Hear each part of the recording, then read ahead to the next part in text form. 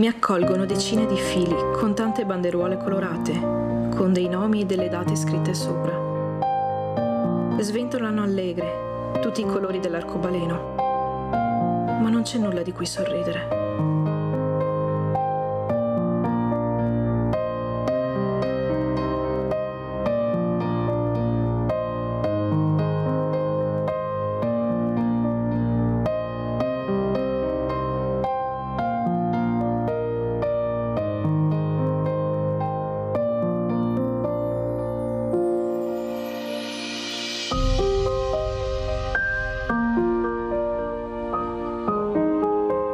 Arrivo ai piedi di una lapide di cemento alta oltre 250 metri.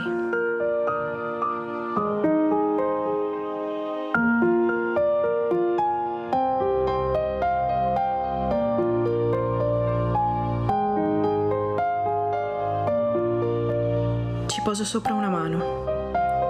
Chiudo gli occhi, prego. Mi immagino immersa nell'acqua. Milioni di metri cubi d'acqua. Il cemento sotto la mia pelle non si muove. Non si mosse nemmeno allora. In quella notte fu qualcos'altro a muoversi.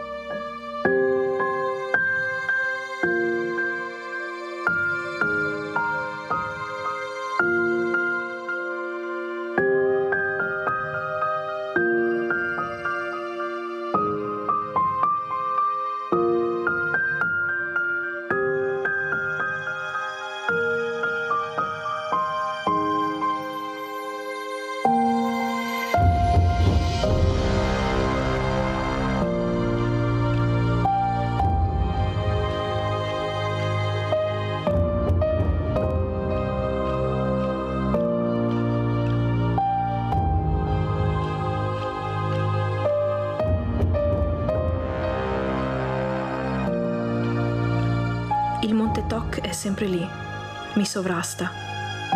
Sento il suo sguardo indifferente. Mi avete voluto sfidare, mi volevate piegare, soggiogare me, il corso dell'acqua, sbilanciare gli equilibri naturali, sottoporli al vostro volere, alla vostra brama di progresso e vanità.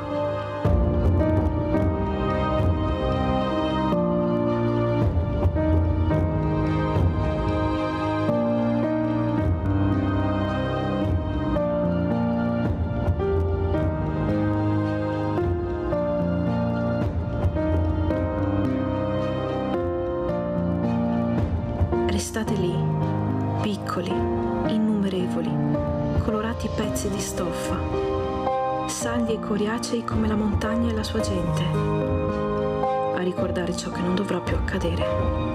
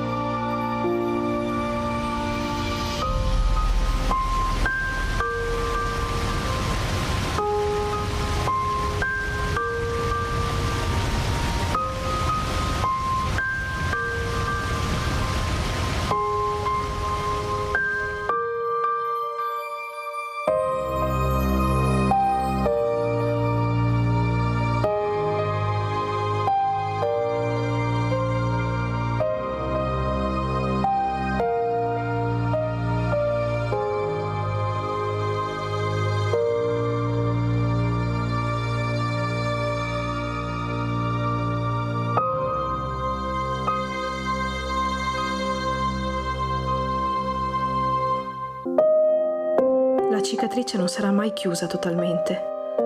Riprenderà a sanguinare ogni ottobre di ogni anno, finché ci sarà memoria. Ed è giusto che sia così. Solo la memoria può impedire altre tragedie, anche se non è sempre detto che ci riesca.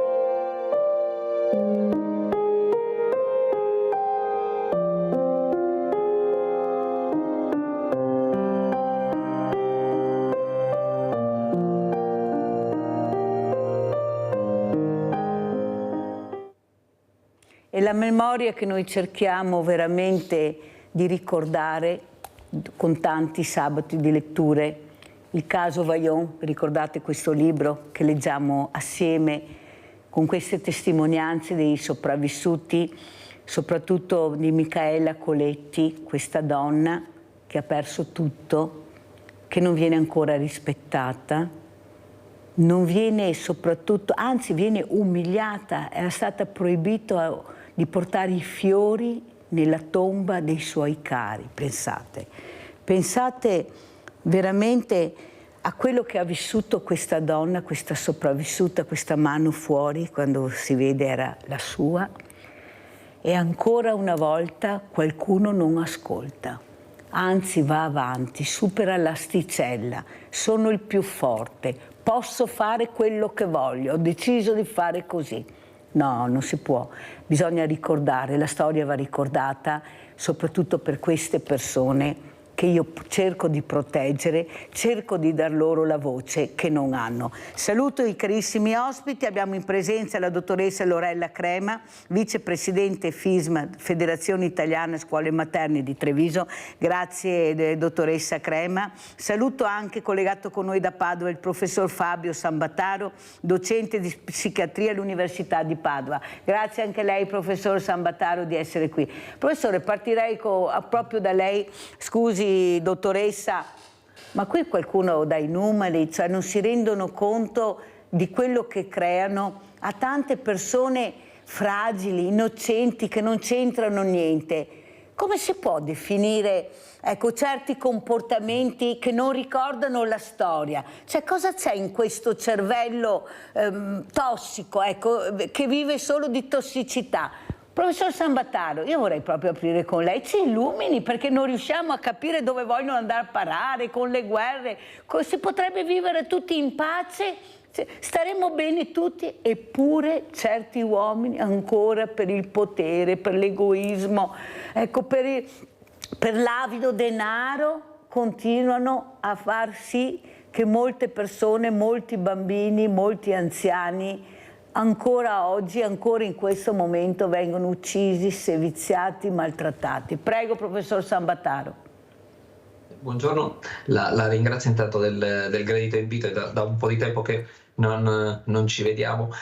Ahimè, dall'ultima volta in cui ci siamo visti non è cambiata molto la situazione, anzi effettivamente le guerre aumentano, è un problema di malattia mentale? Ahimè no. nel senso che nell'uomo è già innata questa l'aggressività e il desiderio di potere che poi si esprime a diversi livelli. In realtà quello che abbiamo, e lì parlando dalle scuole materne in su, dovremmo essere in grado poi di controllare questa aggressività. Dai 3 anni in su dovremmo essere in grado di far questo. In realtà questo non succede.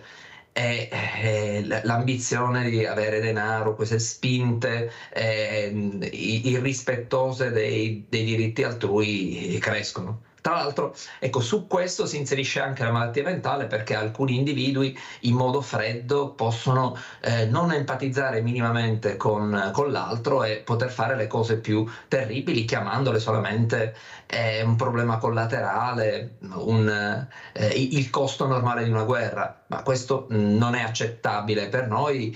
Ahimè, però è connaturato con l'uomo questa spinta distruttiva. Professor Sambataro, ma questi traumi di questi bambini, di queste persone, possono portare alla pazzia? Sono traumi veramente incredibili che non passeranno mai. Certo, si cerca di curare, di alleviare, se hanno la fortuna di essere ascoltati, che qualcuno li porti dalle persone competenti. E degli altri cosa facciamo? Li ascoltiamo? Ascoltiamo queste persone, questi sopravvissuti, vediamo queste immagini. Come si fa a vedere morire tante persone che non hanno fatto niente, che la storia non viene capita, la storia non ha valore? Prego, professor Sambataro. Allora, questi traumi a cui loro sono sottoposti possiamo considerare, possono, allora, non si dimenticano sicuramente. Il nostro cervello può fare certi scherzi che in una prima fase possono essere molto utili. Quindi all'inizio, quando il problema diventa così grande, quello che facciamo, non so se vi ricordate anche Rambo, dei nostri tempi, appunto, questi film, in cui il nostro cervello tende a censurare, a bloccare ogni immagine, a congelarla d'arresto, per cui io continuo a vivere. In realtà il ricordo cova e può esprimersi come malattie tipo quella di Rambo, cioè il disturbo post-traumatico da stress, che alla fine determina grandissimi problemi, dalla depressione agli attacchi di panico, all'abuso di sostanze, quindi ai disturbi del sonno, e quindi che, se non affrontata, porteranno ad un aggravamento della mia salute mentale nel futuro. Dall'altra consideriamo che già le migrazioni di suo, senza nessuna guerra sottostante, sono dei fattori di rischio anche per le psicosi, per la depressione, poi stessa cosa per quanto riguarda tutte le patologie psichiatriche. Lo stress, e in modo particolare quello che si ha in queste zone di guerra, è un fattore di rischio. Quindi nella migliore delle ipotesi avranno disturbi di ansia, depressione, nella peggiore andremo per un disturbo post-traumatico, fino a raggiungere addirittura nei soggetti predisposti le manifestazioni psicotiche. Quindi gravissimo sicuramente. Grazie professor Sambataro di queste spiegazioni che possono aiutare anche questi insegnanti. Dottoressa Crema, cosa ne pensa di quello che abbiamo visto e di quello che ha detto il professor Sambataro? Perché voi avete l'età più delicata, avete appunto queste scuole materne, questi bambini che sono spugne, che guardano il mondo con occhi diversi, poi man mano che cresci forse ti rendi conto che stavi meglio quando eri bambino, che non ti rendevi conto di quello che accadeva intorno. Eppure questi bambini assorbono molto, sono bambini molte volte tristi, vediamo le immagini sconvolgenti. Ecco, come commenta quello che ha detto anche il professor Sambataro, dottoressa Crema? Allora, stiamo vivendo un'epoca veramente critica per i bambini, ma anche per le famiglie, perché come noi accogliamo i bambini, accogliamo anche e soprattutto la famiglia. Ci poniamo proprio come punto di riferimento. A volte alle insegnanti raccomando di essere l'adulto di riferimento del genitore, perché, e non solo per famiglie migranti, ma lo stress, la vita quotidiana, i cattivi esempi che vivono, che sentono, che assorbono questi genitori, li circondano. Noi dovremmo forse recuperare quello che in alcuni anche progetti educativi sembrano innovativi, ma dall'altra parte recuperano il perduto, quel progetto che è il Power Coping, che di fondo cosa vuol dire? Il potere del buon esempio. Ecco, io lo dico molto grezzamente in soldoni. Che bello però questo tipo, Toro, perché noi usiamo sempre questi termini inglesi invece di adoperare i nostri, che so come... Lo ripete perché è bellissimo, il potere del buon esempio. Ah, bellissimo, bellissimo. Ed è quello che noi cerchiamo di essere a scuola, con grandi difficoltà, devo ammettere, con grandi difficoltà. Perché? Perché per il mainstream, oppure possiamo dirlo anche questo in italiano, per il commercio. Brava. Il commercio, il buon esempio deve lasciare il posto a tanto altro. E noi dobbiamo invece tornare ad essere un buon esempio, perché quando anche parliamo ai genitori, accompagniamo i genitori nel loro percorso di vita, che è il più prezioso, mi permetta di dire, però davvero stanno plasmando il futuro, dobbiamo dar loro anche la possibilità di avere qualcuno da copiare, qualcuno che gli spiega. E purtroppo tantissime famiglie giovani, o perché hanno i nonni lontani, o perché non hanno i nonni, o perché purtroppo la vita quotidiana li isola. Negli ultimi anni abbiamo assistito al disgregarsi della comunità, come noi la intendavamo, e quindi dobbiamo proprio porci a buon esempio. Lo facciamo da insegnanti con i genitori, lo facciamo attraverso i bambini con i bambini, quindi togliendo quel modo ormai obsoleto di operare che è il colpevolizzare, il mettere al centro l'errore, con il proporre il modello positivo. Noi a scuola tante volte vediamo anche proprio l'esito di questo agire educativo. Ad esempio, quando chiediamo ai bambini chi vuole aiutare, si offrono immediatamente. Perché? Perché poi vengono valorizzati, e contrariamente a quanto si può immaginare, sì, perché poi gli dai la caramella, assolutamente no. Per loro la paga più bella è l'abbraccio, il sorriso della maestra, dell'amico, l'accogliere il bambino in difficoltà. Io ieri mi commuovevo davvero quando un bambino che seguo con un disturbo importante è stato abbracciato da una cucciolina di 4 anni che l'ha proprio avvinghiato e abbracciato, e là ho detto ok, è venerdì e io la mia paga settimanale l'ho presa.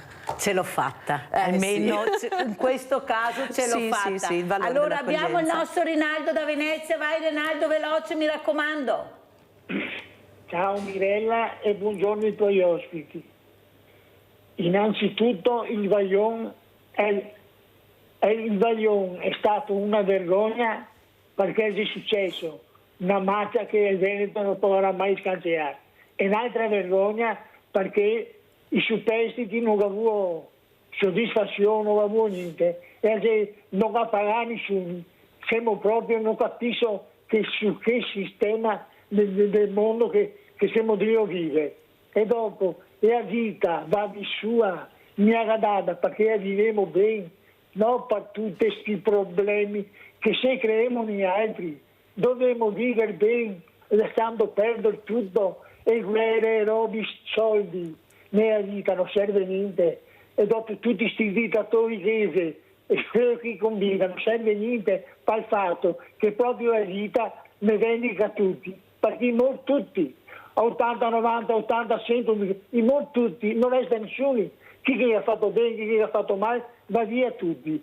Va da Sammy Poirin, che è morto basso, che insegnamento che ne dà. Una persona che ha sofferto così tanto è stata buona a insegnarne agli altri che siamo bravi, bei, buoni, biondi, con gli occhi celesti, che non siamo buoni a vivere. Lugo deve la vita e ne ha insegnato a vivere. Questo dobbiamo da imparare, e i figli dobbiamo da insegnare il bene. E dopo le televisioni possa fare tutti i programmi, chi imbriaca il cervello i più. Cara Mirella, ti saluto, buona domenica a te e ai tuoi ospiti. Basta da bene domenica, che ti ha bisogno, sta tranquilla. Grazie. Ciao, Rinaldo. Ma penso di passare questa volta una bellissima domenica, perché ieri ho partecipato ieri sera a questo concerto meraviglioso, Sinfonie di un dono, viaggio musicale per un sì alla vita, orchestra giovani musicisti veneti, diretti dal maestro Francesco Pavan, che abbiamo avuto ospite, e quello che ho visto è stato, professor Sambataro, una cosa incredibile, la bellezza dei giovani, la correttezza, l'umiltà, la passione, il sacrificio nel momento che eseguivano queste note bellissime, accompagnate da un'atmosfera incredibile, professore. Eravamo tutti proiettati nell'ascolto, un ascolto in armonia, e forse lo vedrete nei nostri telegiornali, spero di farvelo vedere, ma poi la prossima settimana lo riprenderemo. Capire che questo è quello che vogliamo, questi sono i giovani. Io li ho intervistati, professor Sambataro, giovanissimi, stiamo parlando dai 12 ai 22 anni, perciò pensate, vanno a scuola, sono bravi, e soprattutto l'umiltà, anche se sono veramente degli artisti. Questo fa la cultura, questo dobbiamo puntare. Cosa dice professor Sambataro? Ieri ne approfitto, ricorreva anche l'anniversario, la giornata mondiale della salute mentale.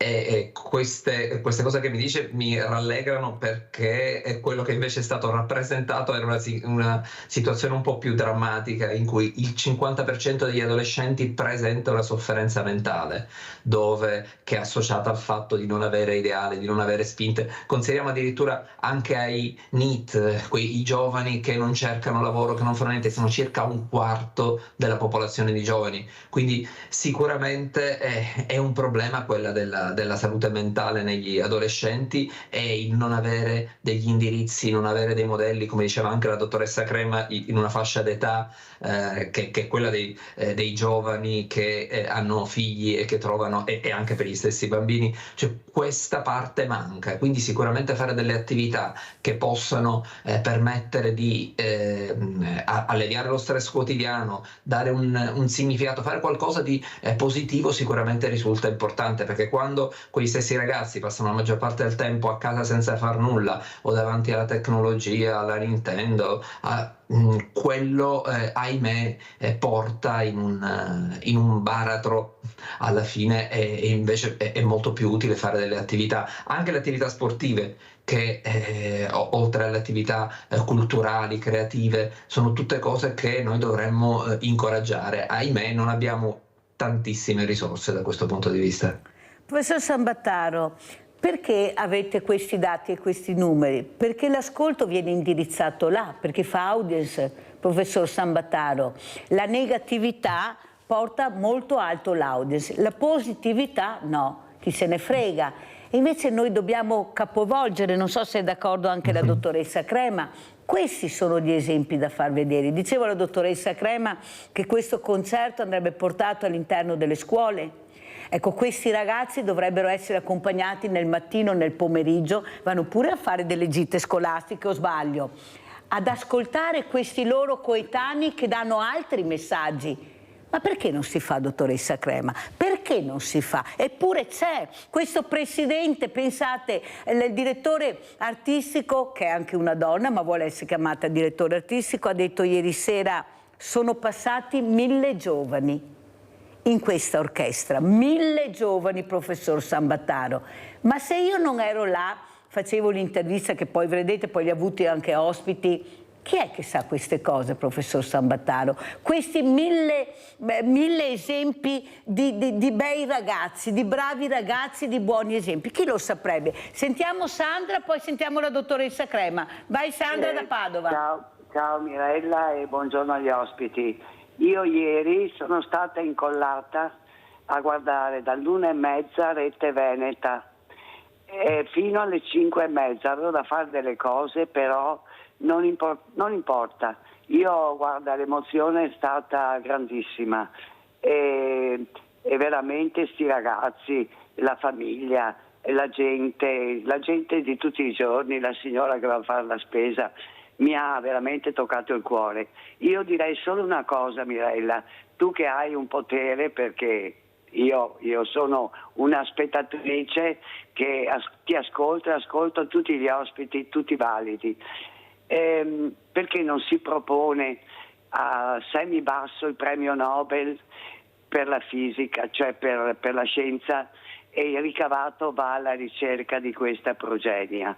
Scusa Mirella, però io credo che sarebbe veramente non un omaggio a lui come persona, ma proprio per un esempio agli altri ragazzi che hanno delle disabilità, che hanno delle malattie, e come ho già detto l'altro giorno, nelle scuole fare un filmato, basta 20 minuti tutti i giorni, tutte le mattine a sti ragazzi, perché i ragazzi hanno bisogno di vedere il bene, come hai detto te.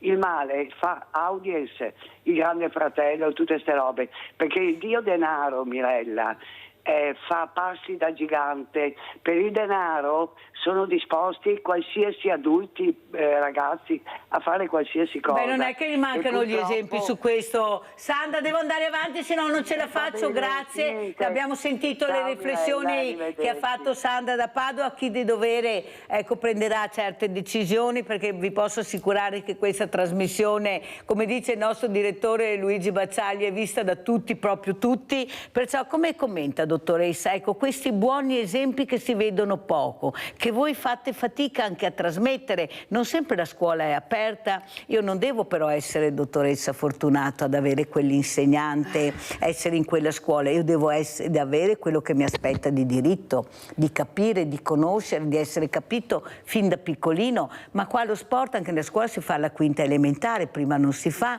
è a discrezione degli insegnanti. Professor Sambataro l'ha appena detto lei quanto bene farebbe anche lo sport, eppure qualcuno non ascolta. Addirittura è entrato nella Costituzione lo sport nel 2023, ma qualcuno non ascolta, perché anche loro purtroppo devono seguire la legge, ecco, devono seguire un iter che è diverso. Dottoressa?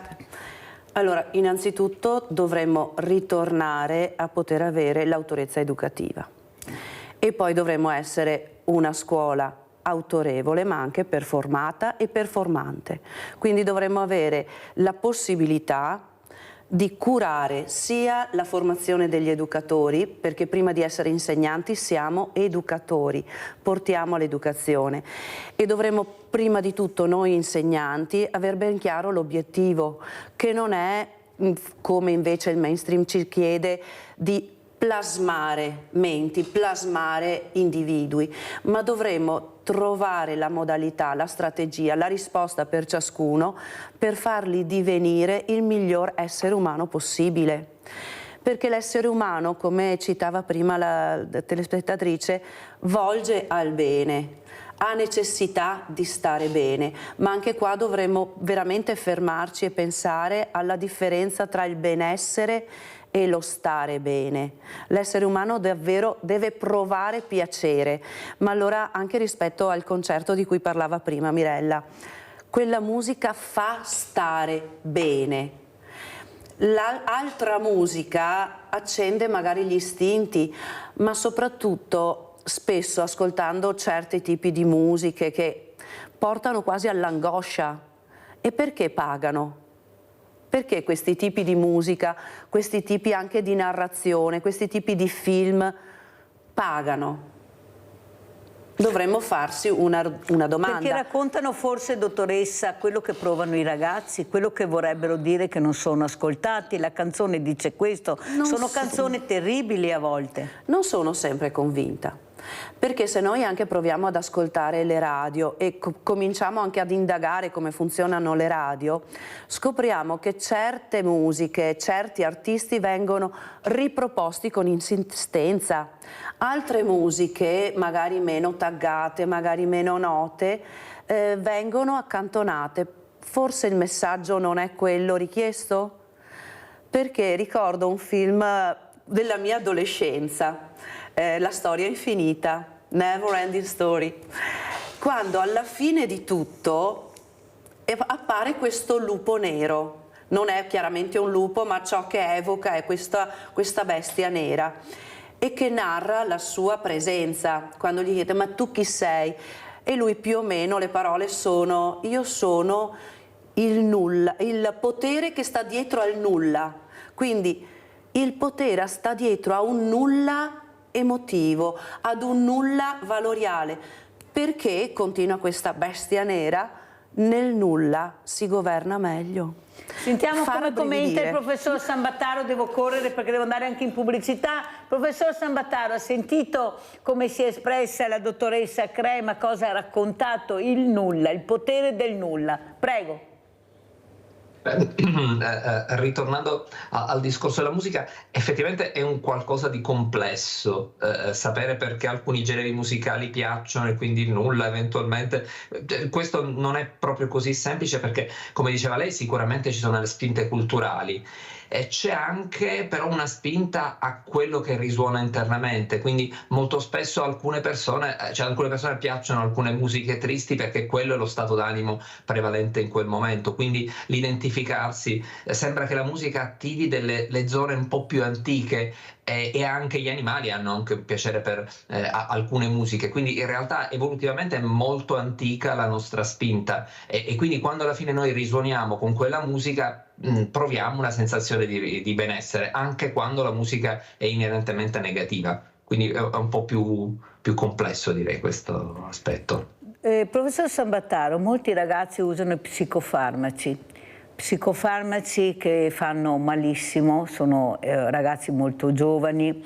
Ecco, da cosa nasce questo diciamo quasi dovere di prendere questa pastiglia? Questa pastiglia mi fa sentire bene, sono mezzo addormentato, mezzo rinco, come dicono loro, però sto bene perché vivo un'altra realtà che non è quella che sto vivendo.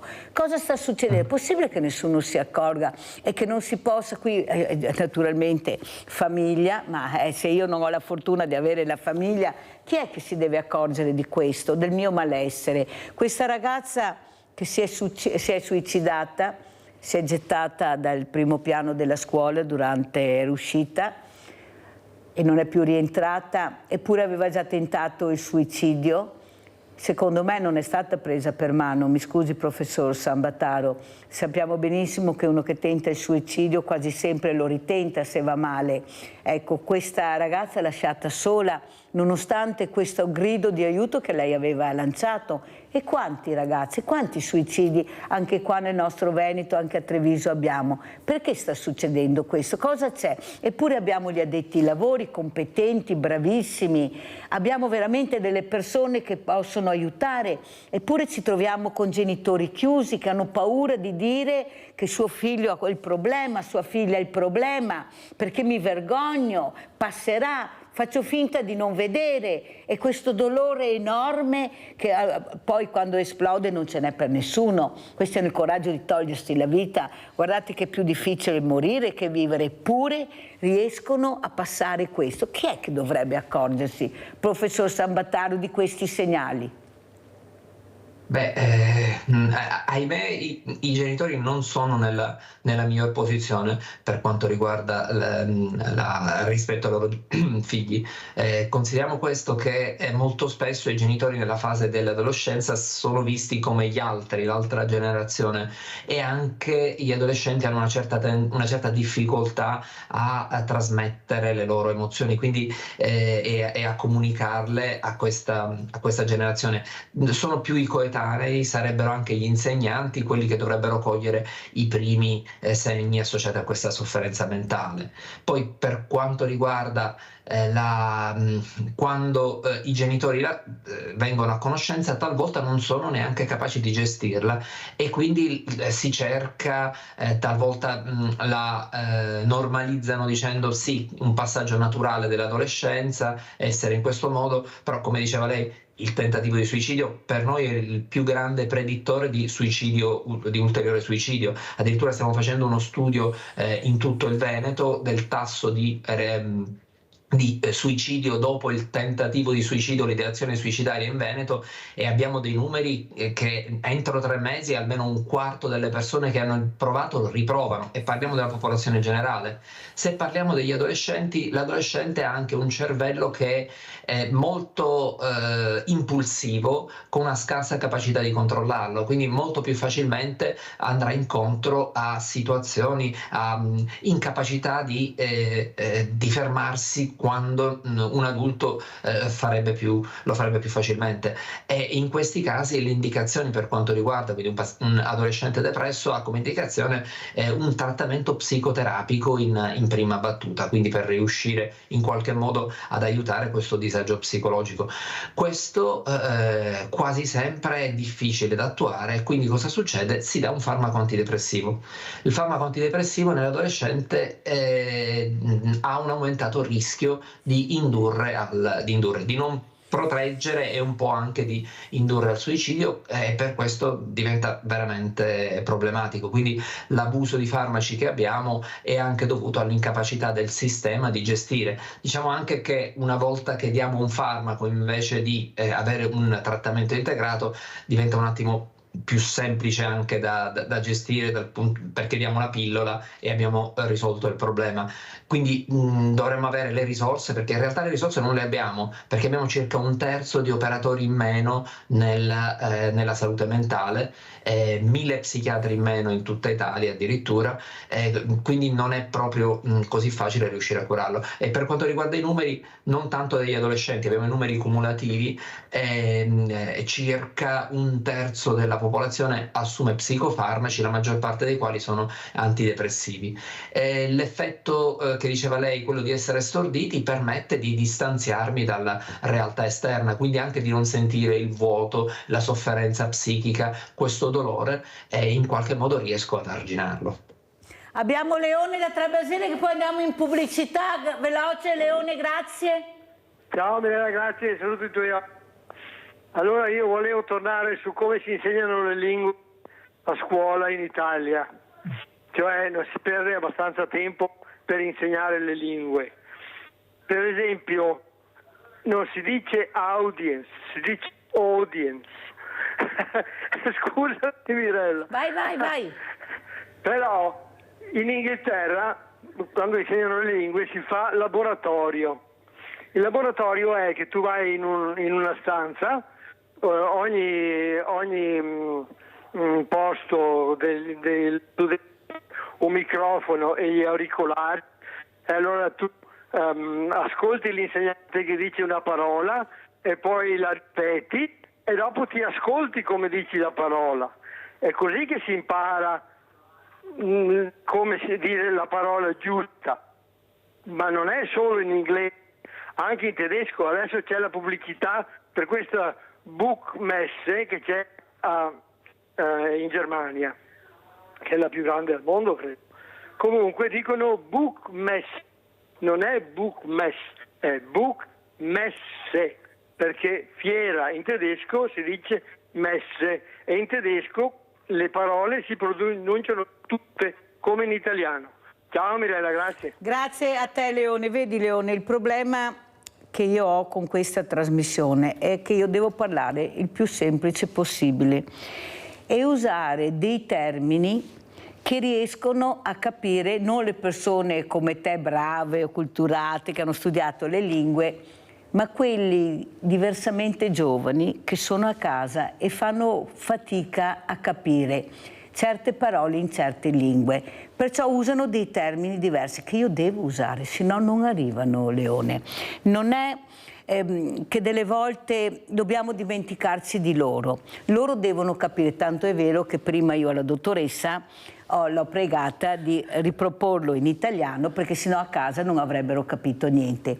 Ed è giusto che queste persone, comprese le varie parole in dialetto che uso spesso, vengono riproposti, perché loro hanno piacere. A loro non importa se la O, la A o la U in mezzo viene messa o viene tolta. A loro interessa capire la parola che tu dici. Allora se loro usano quella, io devo usare anche quella. Cosa dice dottoressa? Allora, il valore della lingua italiana è immenso perché ha delle sfumature di comprensione che sono inimmaginabili in altre lingue, però mi dà un gancio proprio per ricollegarmi alla vita scolastica e alla vita in genere, il fare esperienza. Lui la raccontava proprio per l'apprendimento della lingua, ma l'apprendimento in genere deve essere fatto attraverso esperienza. Quindi anche l'esperienza dei lavori dei valori, scusami, e ritorno sempre al concetto di prima. Dobbiamo far fare esperienza positiva, o come diceva anche l'altro ospite, di risonanze positive ai nostri, io parlo di bambini, di genitori, di ragazzi, di giovani, eccetera. Però esperienza positiva con il neuropsichiatra è un po' complessa, perché quando ti dà certi numeri stai un attimo a vedere, quando vai per strada e ti conti siamo in 3, chi di noi, quindi veramente ci ha dato un'immagine di noi popolo italiano votato all'allegria, alla giovialità, alla positività. Mi costringe un attimo a rivederlo, ma non ce la faccio a rivederla. Io ho bisogno di sapere che noi, popolo italiano, volgiamo anche alla gioia. Soprattutto a quella. Sì. Pubblicità.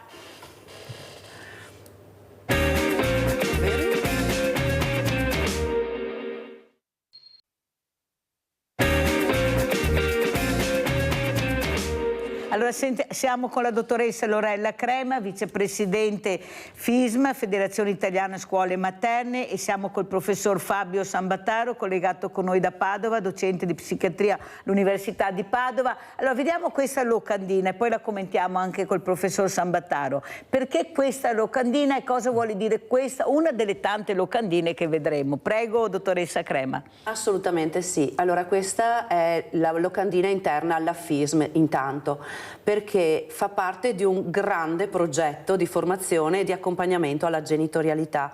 È una scommessa della Regione Veneto, con il bando I primi giorni di noi. Questo bando è stato divulgato in tutto il Veneto, nella provincia di Treviso è seguito da 3 ambiti territoriali, i nuovi ambiti, gli ATS. Questa è la locandina che riguarda le attività che stanno partendo a breve nell'ambito di Asolo. Per Treviso partiranno comunque nei prossimi giorni, verranno presentati mercoledì mi sembra dall'assessore di Treviso. A Conegliano anche là stanno partendo. Qual è la scommessa? Investire in genitori che riescono a credere nel loro ruolo genitoriale, riescono a credersi come persone, riescono a provare autostima per se stessi. Come possiamo farlo? Lavorando con loro, cercando di ricreare quello che è il tessuto sociale, il tessuto relazionale. Quindi nascono questi laboratori, come raccontava prima il telespettatore, in cui piccoli gruppi di genitori si ritrovano, si confrontano su grandi e piccoli temi, primo tra tutti l'essere coppia genitoriale. Dobbiamo un po' recuperare quella che è la coppia genitoriale. Anche nella separazione? Assolutamente sì, perché se vogliamo evitare che il bambino subisca quelle che sono poi anche i drammi della separazione, dobbiamo lavorare sul genitore come parte di una coppia, perché genitore lo resti per sempre, ma resti coppia genitoriale, perché il bambino ha diritto di vivere una mamma, un papà che lo amano e non di farsi magari anche delle responsabilità, di vivere nella responsabilità riguardo alla separazione, riguardo ai litigi tra mamma e papà. Quindi questa grande scommessa nel prendere in mano la famiglia, che è la base del tessuto sociale. Dottoressa Crema, io molte volte sento, quasi tutti direi, i miei ospiti, genitori naturalmente, anche con un solo figlio, che dicono che difficile che è fare il genitore. Ah, che complicato che è fare il genitore. Ma è proprio vero? Eppure una volta, l'ho detto anche ieri mattina, c'erano genitori che avevano 10-12 figli. Io ho conosciuto una famiglia che ne ha 12, tranquilli, beati, senza nessun problema. Ecco, cosa c'è che non va? Cioè, è proprio così difficile oppure è l'impegno che ci devi mettere che è quello che non vuoi accettare? Perché impegna a essere genitore, il no deve essere spiegato, il sì deve essere spiegato, il castigo, il premio, ma non ho mica tempo di fare tutte queste robe qua. Allora cellulare subito a 4 anni già che... cioè io lo trovo sconvolgente questa cosa qua, perché stiamo parlando di bambini che non possono difendersi. Perché il bambino dice perché? Basta con questi perché? Perché vuole capire, è curioso, inizia a dire anch'io voglio capire. Ecco, come fanno i nostri diversamente giovani, ma perché noi non conosciamo? Ma perché non ci hanno insegnato ad adoperare questi strumenti? Ma perché noi chi siamo? Qualcuno dice non vedono l'ora che moriamo. Ma si può arrivare a dire una frase del genere? No. Prego, dottoressa, poi sentiamo il professor Sambataro. Beh, è fatica, infatti il nostro titolo è proprio una palestra per diventare genitori. Perché? Perché è fatica, ma alla base sta la conoscenza. Infatti lei diceva, Mirella, ma dicono sempre no, ma è fatica a gestirli, ma e poi ti entra l'idea, ma sono solo i miei figli. Quindi in uno di quegli incontri si vedranno anche le tappe evolutive, ma non le classiche tappe evolutive, a 1 anno inizia a camminare, a 4 mesi si inizia lo svezzamento, eccetera, ma proprio le tappe evolutive anche nel, chiamiamolo dissenso, quindi anche nell'essere oppositivi, nel non accettare il bagno alla sera, nel non accettare il no, per far vedere ai genitori che è una tappa normale, e quindi nella normalità dobbiamo anche trovare il gusto di essere genitore, perché ok, va bene, e come diceva sempre la mia nonna, ok, oggi dici di no, fatene una ragione, funziona così lo stesso. No, che avevo capito a casa, avevo capito qualche volta sto no che diceva la nonna, fatene una ragione. Perché il no rimane no. Professor Sambataro, come commenta? Beh, è molto, mi ricorda quando è nato mio figlio, che a un certo punto ho chiesto all'ostetrica, mi scusi, ma dov'è il manuale di istruzioni? Non me l'avete dato? Mi dà il servizio clienti per riuscire ad ottenerlo. Ahimè, non c'è nessun... Questo è un grande problema, perché come diceva la dottoressa Crema, andiamo per modo esperienziale, per comunicazione, per modelli.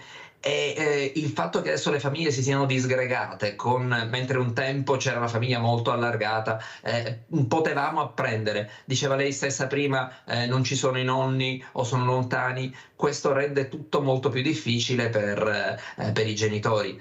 E quindi questo sicuramente contribuisce alle grandi difficoltà, quindi un plauso a questa iniziativa che aiuta sicuramente. Dal punto di vista psichiatrico, non che voglia portare sempre le parti negative, ma per noi è fondamentale lo stile genitoriale, allora intanto l'accudimento vero e proprio, perché questo poi sarà importante nel modo in cui io mi percepisco, ma anche l'attaccamento stesso, quindi la relazione tra madre e bambino, anche tra bambino e padre, sono poi fondamentali nello stile non solo durante l'adolescenza, ma proprio nel modo in cui mi percepirò, perché lo stesso stile di attaccamento, quindi come mi hanno amato i miei genitori, si rifletterà poi nel modo in cui io amerò gli altri. Quindi per noi è cruciale questa parte, quindi ben venga questo. Ritornando tra l'altro agli stili genitoriali, abbiamo un po' di problemi, perché ormai noi siamo per l'idea di un genitorialità autorevole, quindi che sia formata in qualche modo e che risponda ai bisogni del bambino, in contrapposizione con quella autoritaria, patriarcale che avevamo nel passato, oppure quella permissiva che negli ultimi anni, nella generazione precedente, forse si è anche un po' manifestata, in cui si concede tutto, o ancora peggio quella trascurante in cui viene abbandonato il bambino. Quindi sicuramente l'autorevolezza viene anche dalla conoscenza sia teorica che anche pratica. Questa palestra quindi è apprezzatissima. Ma non le sembra, professor Sambataro, che abbiamo messo in piedi delle palestre virtuali e non reali, palestre di vita, palestre di scuola di vita? Allora noi parliamo di palestra, la palestra vuol dire stare assieme, regole, sacrificio, però non ci sono per tutti. Abbiamo una Bebe Vio che sta gridando al mondo intero che la palestra deve essere aperta a tutti, deve essere una palestra che si apre al mondo, anche ai diversamente agili, come li chiamo io, ai diversamente giovani, a tutti. Eppure noi continuiamo a mettere paletti. paletti, paletti, paletti. Perché si fa questo, professore? Eppure andiamo nella Luna, non solo, facciamo già i giretti nella Luna per chi naturalmente se lo può permettere. Perché non riusciamo a capire che dobbiamo aprirci di più, parlare di comunità, fare comunità, ma è così difficile. Siamo talmente chiusi che ormai non ci conosciamo neppure con il vicino di casa, lo dicono tutti, non so neanche chi abita nel mio palazzo, giardini tutti chiusi, alti cancelli, alberi altissimi, chiudersi, anche se in mezzo alla campagna, non so, si chiude, si chiude, si chiude, la paura. Ecco, ha vinto questa parola, la paura di qualsiasi cosa. Ma si può continuare a vivere con la paura, professor Sabataro, e non andare fuori di testa, perché prima o dopo, ecco, ti isoli, la solitudine, questa veramente arriva la depressione, vai fuori di testa, non capisci più qual è la realtà che puoi anche vivere. Prego, professore. Le do un paradosso molto estremo rispetto a questo. Conoscete la patologia, la schizofrenia, che è una patologia sicuramente la più grave di quella che curiamo noi, e abbiamo tantissimi farmaci, tantissimi strumenti dal punto di vista dell'assistenza sanitaria. Se guardiamo a livello mondiale ci accorgiamo che stessa incidenza della patologia, ce l'abbiamo quindi tutti, trattamenti nostri sono migliori rispetto a quelli del terzo mondo, la prognosi, quindi le probabilità di guarigione sono più alte nel terzo mondo rispetto a noi, e questo è un paradosso che non capiamo. Come mai? Perché nel terzo mondo c'è un sistema sociale che a noi manca completamente, e quindi questo elemento, questo unirsi insieme è un elemento fondamentale. Lo vediamo nelle patologie addirittura gravi, ma lo vediamo anche nella depressione. Ahimè, la tendenza è difficile da capire, perché vediamo pericoli da tutte le parti. Leggevo qualche giorno fa un libro sull'adolescente, e tra l'altro il nostro atteggiamento di chiusura ci porta a far sì che i bambini non vadano mai a scuola da soli. Ci mancherebbe, anche se le nostre strade in realtà nell'ultimo periodo, almeno localmente e anche nei piccoli paesi, siano diventate anche più sicure da mostri che c'erano anche prima. In realtà però iperproteggiamo, il bambino non va mai insieme, non esperienzialmente, che non sia in un ambiente molto stretto, ma al contrario gli diamo il telefonino, il tablet, dove ha apertura verso tutto il mondo, dove invece dove l'orco sta più facilmente. Quindi è un problema che riguarda proprio il nostro modo di vedere la società, e quindi paradossalmente interpretiamo il pericolo come solamente all'esterno, e ci chiudiamo dentro casa, così schermiamo il pericolo e invece aumentiamo i rischi. Livio da Padova, vai Livio. Ciao, un saluto ai tuoi ospiti. Mi riferisco prima avete parlato del Vaillant, avete ricordato.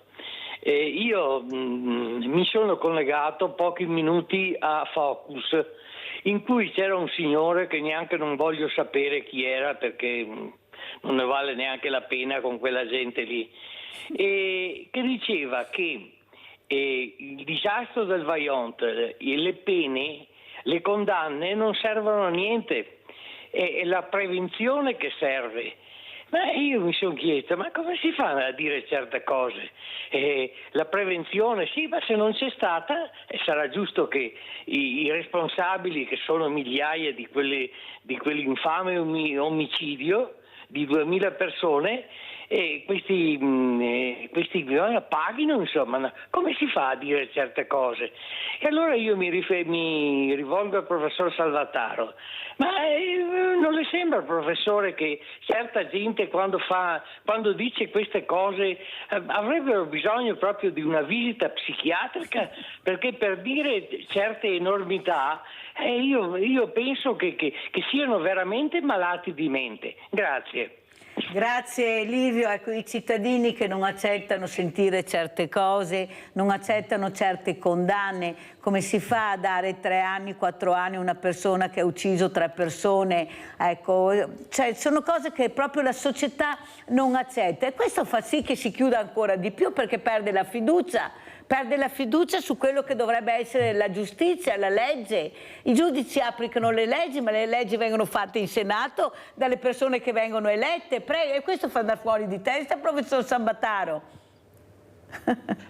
Ahimè, sono perfettamente d'accordo sul fatto che sì, ahimè i giudici applicano la legge, giustizia e legge non sempre coincidono da questo punto di vista, ma non sono problemi psichiatrici, questo è il grande problema, sono ahimè sani. Forse i pazienti psichiatrici potrebbero anche essere talvolta un attimo più precisi nel combinare le giuste pene, però grande professor Sambataro ha proprio detto, forse con persone competenti forse riusciremo ad avere risposte che veramente danno giustizia a questi familiari. Guardate che io con le associazioni, abbracciano le associazioni, ho queste mamme che hanno perso i figli, e guardate che perdere un figlio non ce n'è per nessuno, è un'altra vita, non è più quella stessa vita, che continuano a chiedere giustizia che non arriva. Noi non vogliamo soldi, chiedono giustizia, certezza delle pene, non chiedono il mondo. Ecco, queste risposte che non arrivano, che poi si ripercuotono nelle famiglie che hanno altri figli, altri fratellini, che nascono con questa e continuano a vivere con la disperazione di questi genitori che non si danno pace, perciò vivono la tristezza fin da piccoli, non c'è niente da fare, e allora la scuola deve supplire, però deve avere anche i mezzi. Sì. Deve avere i mezzi sia del personale, ma anche di struttura del personale. Quindi questi bambini nella scuola dovrebbero trovare la loro zona confortevole, per evitare il comfort zone, la zona confortevole, la loro quotidianità positiva, la voglia di stare bene a scuola. Infatti cosa fa bene a un insegnante? Vedere che i bambini entrano di corsa a scuola perché trovano il loro mondo normale, niente di che, non dovremmo fare niente di eccezionale, niente di miracoloso, semplicemente creare un ambiente che normalmente sia favorevole, che normalmente faccia stare bene. Allora, prima Leone parlava di lingue. Come parlano questi bambini? Ecco, parlano, ci dica, perché vogliamo anche capire, perché è importante capire anche il comportamento, perché poi i bambini sono spugne e a scuola portano quello che sentono a casa. Come parlano questi bambini? Allora, ha aperto un vaso di Pandora. Perché? E adesso ritiro in ballo la mia nonna. Perché noi cinquantenni, noi boomer, siamo cresciuti con la pedagogia del cortile, la nonna che ti seguiva con le tiritere, le filastrocche, aver la sana creanza e saluta e di ciao e chiedi per piacere, eccetera.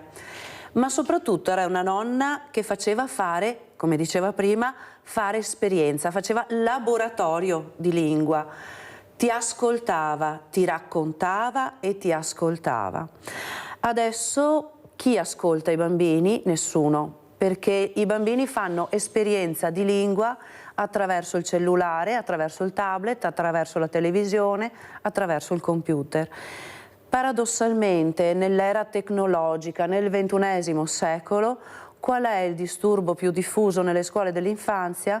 Il disturbo del linguaggio. Bambini che non riescono ad esprimersi, non riescono a comunicare in modo corretto, in modo completo.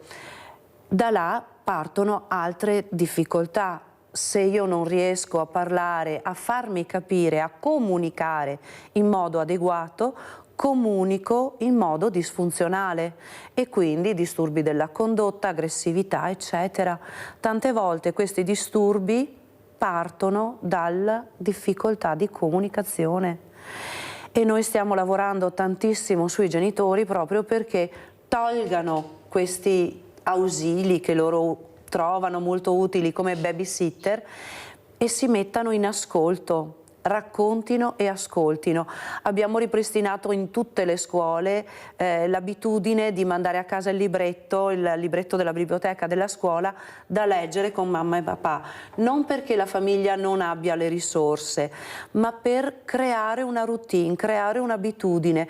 Questo genitore che racconti e si faccia a raccontare, che si metta in ascolto. Allora, come ci saluta il professor Sambataro, cosa vuole aggiungere a quello che ha appena detto in maniera molto semplice ma molto importante la dottoressa Lorella Crema? Ritornando al discorso che aveva già accennato anche lei prima, allora il linguaggio ha una funzione importante, quella comunicativa. Il linguaggio serve a trasmettere, a far sì che il mio pensiero diventi azione, che l'azione diventi pensiero, per la comunicare all'esterno ma anche all'interno. Parlando dei bambini e ragazzi che hanno problemi anche associati, per esempio il deficit dell'attenzione con iperattività, questi bambini hanno una grande difficoltà anche a sviluppare un linguaggio interno, per cui diventa fondamentale partire dal basso. Sicuramente adesso siamo un po' più bravi a identificare questi disturbi del linguaggio rispetto a prima, però questo è il momento in cui noi dobbiamo lavorare proprio su questo, perché il linguaggio è quello che ci permette di sviluppare anche questo dialogo interno, che ci darà dei meccanismi per proteggerci da tutti i problemi che avremo in un futuro, per affrontare i problemi stessi. La psicoterapia si basa sul linguaggio. Se un paziente non è in grado di sviluppare un linguaggio adeguato, non ha quella competenza per poter capire e affrontare un problema, quindi sicuramente è qualcosa che deve iniziare da molto presto. Io adesso vedo già la nuova generazione, non più la nostra, ma la nuova generazione che scrive malissimo, ma dove scrive malissimo non è solamente la grammatica, che all'università sarebbe anche già drammatico, ma anche nell'espressione dei concetti, cioè non riescono a prioritizzare, a dare un ordine di importanza di un concetto rispetto a tutti gli altri, e questo è problematico perché dicevano i latini appunto metti qualcosa in testa e poi riuscirà, diceva Cicerone, usciranno le parole. Quindi, ma se non hai un linguaggio non riesci neanche a trasmettere e a incorporare una sequenza di pensieri che poi ti saranno utili nella vita quotidiana, dove affrontiamo problemi di tutti i tipi. Quindi sono molto d'accordo, speriamo che con l'investimento che stiamo facendo adesso, da qui a 20 anni vedremo dei risultati. Abbiamo Maria Elisa da Marostica. Ciao Maria Elisa. Ciao Mirella, buongiorno ai tuoi ospiti. Senti, io ieri sono andata al funerale di Sammy e ci ha dato una grande lezione di vita. E lui e i suoi amici diceva sempre te voglio bene. Infatti bisognerebbe continuare a dire te voglio bene anche ai nostri figli. Te voglio bene. Cara. Te belle parole proprio. Ecco, questa è la dimostrazione di quello che dicevo prima. Grazie Maria Elisa della telefonata, grazie di quello che ha detto il termine te voglio bene. No, ti voglio bene, te voglio bene, perché sto te voglio bene, madrelingua, è quello che in quel momento ti fa sentire proprio il ti voglio bene, non ha la stessa intensità del te voglio bene. Eccolo qua. Leone, vedi quando ti dico le cose, te voglio bene. Te voglio bene, se voglio il tuo bene. Esatto, è un'altra definizione. Te voglio bene o ti voglio bene è diverso, è una cosa diversa. Ma il dialetto come va a scuola? C'è il dialetto italiano, com'è la situazione? E poi quale dialetto? Perché qua ne abbiamo una montagna di dialetti. Io sono una di quelle persone che va prese per le orecchie, perché il mio intercalare è spesso anche in dialetto e lavoro in una scuola non multiculturale, un po' di più, nel senso il nostro mappamondo è pieno di bandierine, però alla fine i bambini, anch'io uso spesso mamma quanto ben sì, dai. Che trasporta, sì, cioè è un altro risuonare, mamma quanto ben. Professor Sambataro, l'ultima domanda, poi ci salutiamo, ma non è che questi bambini proprio da piccoli devi sapere il dialetto, l'italiano, l'inglese, il francese, il cinese, il tedesco, poi se ho la possibilità ti faccio fare anche sport, poi ti porto nei grandi centri commerciali, poi ti porto a sciare, a nuotare, poi ti porto dove che voglio io alla fine, e non viene chiesto invece al bambino cosa vuoi, hai piacere di andare in qualche posto, ecco, una abbraccio, un bacio, come lo vedi. È così difficile, professor Sambataro, perché veramente delle volte dico, ma anche al mare, raccontavo, professore, sotto l'ombrellone, saranno mica a lavorare. Eppure ragazzi da una parte, genitori da un'altra, silenzio assoluto, o col cellulare o col giornale, uno va a fare il bagno prima, uno va dopo, nessuno chiede all'altro. Ma quando vogliono stare assieme a questi ragazzi, questi genitori, me lo vogliono spiegare? Perché tutto l'anno sentiamo, ma lavoro, ma sono stanco, pieno di problemi, è difficile. Ma quando vai in vacanza, sei in ferie, sei a casa con tuo figlio, anche se non vai in vacanza, vuoi fare il genitore o vuoi ancora dimenticarti ancora una volta? In pizzeria con i tablet. In pizzeria con i tablet. Professor Sambataro, che appello vuole dare a questi genitori, non a quelli bravi? Noi inseguiamo questi genitori. L'appello si rifà al commento di cui facevo prima. È l'immagine che diamo adesso e la relazione che noi creiamo con i nostri figli se la porteranno per tutta la vita e darà un'impronta su quello che saranno le relazioni che loro creeranno in un futuro. Quindi ricordatevi, perché se adesso non create relazione, intanto farete dei danni, ma poi questa poi ritornerà anche su di voi nel momento in cui ad un certo punto avrete bisogno di questa relazione, perché da questa situazione minoritaria che hanno i bambini poi diventeranno paritari, non l'avrete più. Quindi sì, sicuramente costa, sicuramente sarebbe più bello stare sul divano, però in realtà c'è anche un discorso, ritornando all'esperienzialità, avere un'esperienza, cioè sperimentare la relazione, fare i compiti insieme, il dialogo, staccare il tablet, dà poi un ritorno che è gratificante, è quell'esperienza positiva di cui parlava la dottoressa Crema prima. Quindi investite, perché sicuramente ci guadagneranno loro, ma ci guadagnerete anche in modo molto egoistico voi stessi con i vostri figli. Ecco, non investite perché dovete prenderli sotto, ma diciamo che stiamo anche attenti, sa professor Sambataro, quando si parla qua, ma investite sui valori, ecco, sui valori, sugli esempi positivi, investite su questo che è molto importante. Grazie al professor Fabio Sambataro, docente di psichiatria all'Università di Padova, grazie alla dottoressa Lorella Crema, vicepresidente FISM, Federazione Italiana Scuole Materne. Grazie, pubblicità.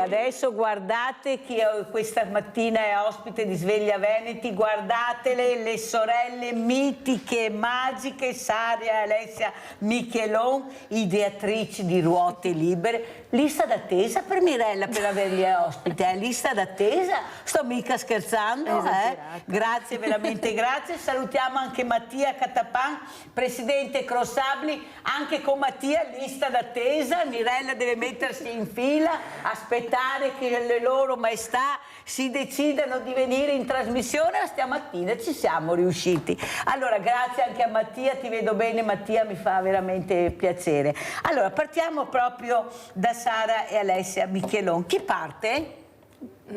Di solito? Parto io di solito. Ma pensa te che non l'avrei neanche pensato. Allora, cosa vuoi raccontarci? L'ultima cosa che hai fatto?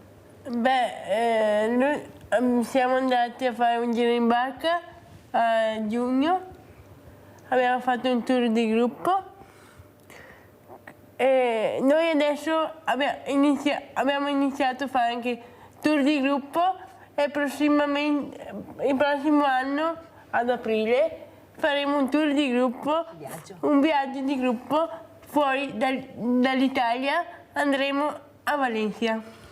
Ah, hai capito. E cos'è che veramente senti che con tua sorella siete riuscite a far capire l'importanza di avere a disposizione le strutture che servono per muoverli? Perché sennò si va in questi paesi, ma se non ho la struttura. E voi cosa avete pensato invece di fare con queste ruote libere? Abbiamo pensato di creare questo progetto per non sentire altre persone a disagio e soprattutto sentirsi meno limitati possibili. Allora, qual è il disagio che tu provavi prima che assieme a tua sorella riusciste a far capire l'importanza invece di sapere quando mi muovo, dove posso andare, perché trovo le strutture che mi accolgono e io posso veramente fare quello che fanno tutti, perché sennò tua sorella poteva andare e tu non potevi andare, è vero? Invece voi siete riuscite, guardate, sono diventate veramente famose, ma famose, ve lo dico io, perché hanno fatto capire l'importanza invece di conoscere le strutture, i posti che si vanno a visitare per avere l'accoglienza. Sbaglio? Prego. Sì. Prego? Sì, okay. vai tu. Sì, no, nel senso il nostro progetto è nato appunto da una difficoltà che abbiamo avuto, perché appunto Ale non poteva accedere, e da lì è nata questa scintilla. E quindi dal punto in cui siamo partite, dall'idea, da quando abbiamo deciso di metterla in realtà ad adesso, come dici tu, le ruote stanno girando. Stanno girando, sì, stanno girando bene, e quindi siamo molto contente perché finalmente, nel senso, anche si riesce a capire un po' di più l'importanza che ha nel rendere i luoghi, le strutture e gli enti accessibili a tutti. Allora, Perché sentiamo anche cosa ne pensa Mattia Catapan. Devo correre, ragazzi, perché sapete che il tempo è tiranno. Allora, Mattia, come commenti le parole di Sara e Alessia Michelon? Prego. Buongiorno intanto Mirella, grazie per l'opportunità, e inizierei dicendo ti voglio ben, grazie mille per l'invito. E cosa dire? L'accessibilità è uno dei problemi principali dovuto a una disabilità motoria, e ogni qualvolta che si muove veramente dalle strutture che partono dagli hotel alle spiagge, alle montagne, è sempre complesso avere la possibilità di essere soprattutto autonomi o liberi. Quindi tanti passi in avanti sono stati fatti, ma siamo ancora all'inizio. Mi aggancio al ragionamento dicendo che in questo momento stiamo lavorando con il comune di Cittadella per la Fiera Franca, una delle fiere più importanti in Nord Italia, che fa 150.000 presenze in 2 giorni, dove abbiamo provato a creare tramite una cartellonistica la via della gentilezza, dove va a sensibilizzare le persone e dà la possibilità a mamme col passeggino, a persone anziane con il bastone o persone in carrozzina con mobilità ridotta, la possibilità di provare a muoversi più liberamente. Questo perché? Perché soprattutto quando sei in posti affollati, oltre che non accessibili, c'è poco rispetto, c'è poco buonsenso, quindi le cose su cui lavorare sono veramente molteplici. E per fortuna ci sono realtà come Ruote Libere che documentano, fanno e si mettono in gioco, trovano soluzioni. Noi nel nostro piccolo, con Camping Croatia, per dire, stiamo documentando le case mobili accessibili per fare le vacanze, perché oltre ad avere difficoltà nella quotidianità, il problema è anche viaggiare, e soprattutto viaggiare in gruppo. Allora, sentiamo come commenta Alessia le parole di Mattia Catapan. Ecco, ce n'è tanta strada da fare, ma almeno si è partiti. Prima si era fermi, non si riusciva a partire. Ma secondo te c'è qualcuno che ascolta, che ha voglia di intraprendere questo percorso che dice anche Mattia, tanti paletti, tante difficoltà, eppure si potrebbe venire incontro, voi lo avete dimostrato, e forse non eravate voi di sicuro che dovevate fare questo, ma noi paghiamo addetti ai lavori che avrebbero dovuto dare il là, e invece siete stati voi perché eravate stanche. Tua sorella voleva andare via, ma voleva portare sempre la sua amata sorella. Litigano, sapete, anche qualche volta, questo è un caratterino, è mica facile. E soprattutto perché non metti i freni. E soprattutto perché non metti i freni, le ruote libere sempre, veramente, infatti guarda, adesso li sta mettendo. Allora Alessia, cosa vuoi dire? Quanta importanza invece, come dice Mattia Catapan di sentirsi non male, di fare le stesse cose che fanno gli altri, perché alla fine voi avete solo uno strumento che vi fa girare in maniera diversa, ma siete delle persone che avete il piacere di gustare la vita quotidiana che facciamo tutti noi, o sbaglio, Alessia? Concordo con quello che dice Mattia, perché noi siamo, anche noi ci sentiamo liberi come tutti, a parte che noi abbiamo uno strumento che ci permette di muoverci, la sedia a ruote, ma solo questo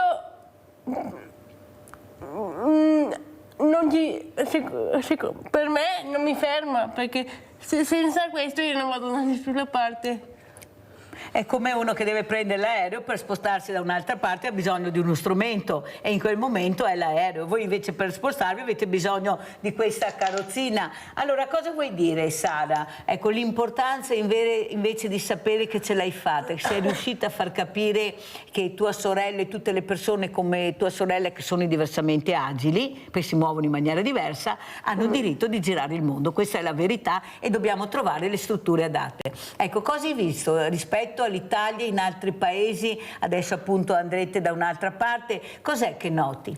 Allora, la strada, come diceva anche Mattia, è ancora tanto lunga. Finalmente si è iniziato un po' di più a parlarne e ad abbattere le barriere mentali, che sono quelle molto più difficili rispetto a quelle architettoniche, perché finché non capisci che di fronte a te è una persona e quindi come tale ti devi rapportare, deve avere le stesse possibilità, finché non si riesce a fare completamente questo passaggio non possiamo dire che siamo arrivati, però appunto come si era detto anche prima con Mattia ci si sta muovendo e l'Italia in realtà ci sono tanti vincoli, soprattutto anche nei nostri paesini più piccoli, più storici, tanti vincoli dovuti ai beni culturali e quindi tante barriere non si riescono proprio ad abbattere proprio per questi vincoli, però anche qui si stanno cercando delle soluzioni. Noi appunto come viaggio di gruppo abbiamo scelto Valencia perché è una delle città più accessibili in Europa, perché appunto ci sono pochissime barriere architettoniche, se non quasi nulle, ci sono hotel con tante più camere accessibili, quindi nel senso c'è un... Basterebbe copiare, dico io, eh? Sì. È vero, non è che bisogna andare sulla Luna per fare questo. Sì, tante volte nel senso bastano delle piccole accortezze per rendere un luogo più accessibile e come diciamo sempre la differenza la fanno le persone. Hai fatto bene a dirlo, allora adesso oltre che a parlare andiamo a vedere cosa hanno combinato queste ragazze, poi andiamo a vedere anche cosa ha combinato e continua a fare Mattia Catapan, andiamo a vedere questo servizio che mi incuriosisce molto, ruote libere, come comportarsi, andiamo a vedere.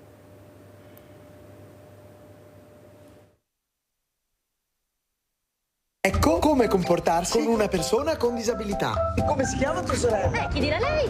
Rivolgetevi direttamente a lei. Io mi chiamo Alessia. Ti piace il Duomo di Treviso? Molto bello. Non modificate il vostro modo di esprimervi. Perché lui mi parla come fossi una bambina? Molto bello, brava. Guarda là. Raccogliete sempre i bisogni dei vostri animali. Perché se qualcuno capita sotto le scarpe, a me capita direttamente in mano. Ma che schifo. Non ostacolate il passaggio.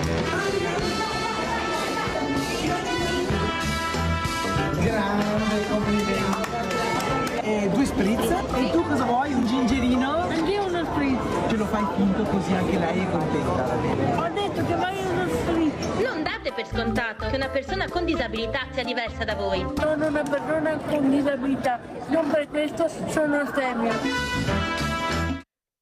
Avete visto? Va di spritz la nostra Alessia. Allora, mi dicevi, Sara, che questo video ha vinto un premio. Sì, praticamente questo video l'abbiamo fatto, come avete visto, con Canal, con Nicola Canal. Sì. E all'interno del progetto Veneto Creators a cui abbiamo partecipato e stiamo ancora partecipando. E praticamente ha vinto il premio quest'anno a maggio come miglior prodotto digital 2024 ai Diversity Media Awards. Quindi, capito? Sì. Parla semplice perché sennò a casa non riescono a capire le nostre nonne, ma che premio che ha vinto questa? Ha vinto praticamente questo premio, andava a premiare i media, quindi tutte le comunicazioni che si distinguevano nell'ambito della diversità e quindi questo premio è stato... Questo video è stato premiato appunto per aver parlato bene, per aver trasmesso in maniera Ottimale. Diciamo. Ottimale, sì, perché è un premio vinto, avete vinto anche rispetto ad altri video. Ecco, vediamo le foto anche del premio, bravo Italo Morao, eccole qua. Milano, sì. Che emozione, eri emozionata? Sì, perché noi non sapevamo niente. Dai. Siamo partite che noi non sapevamo nulla. E cosa vi avevano detto? Partite che vi aspettiamo? Dovevamo andare a questo teatro con Nicola, appunto siamo andati in camper, ho guidato io fino a Milano in camper, e se arrivate là non sapevamo se tornavamo a casa col premio oppure no. E abbiamo vinto, perché praticamente le persone ci hanno votato. Quindi grazie a tutto il pubblico che ci ha sostenuto, che ha apprezzato. Questa grande famiglia che sostiene queste ragazze. Allora adesso andiamo a vedere e sentire Rombi del passato di Mattia Catapan.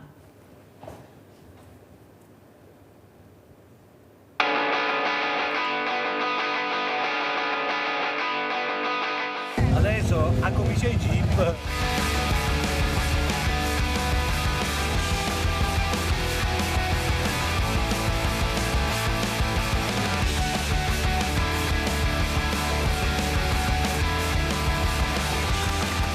Voglio veramente ringraziare ognuno di voi perché così numerosi nessuno di noi l'avremmo mai aspettato, perché siamo qui oggi grazie al presidente Roberto della cooperativa Proloquo, associazione Asper di Rustica.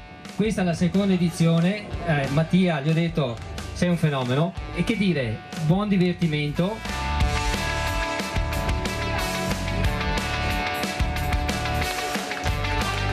La giornata di oggi? Stupenda, splendida, abbiamo trovato il tempo bello e vi consiglio di venire a provarlo perché è un'esperienza unica.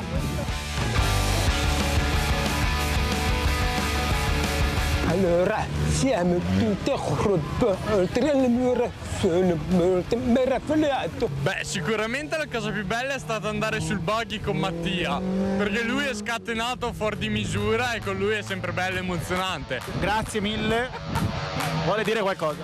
Qui si corre, non ci si ferma mai, come nel gioco di Mario Kart.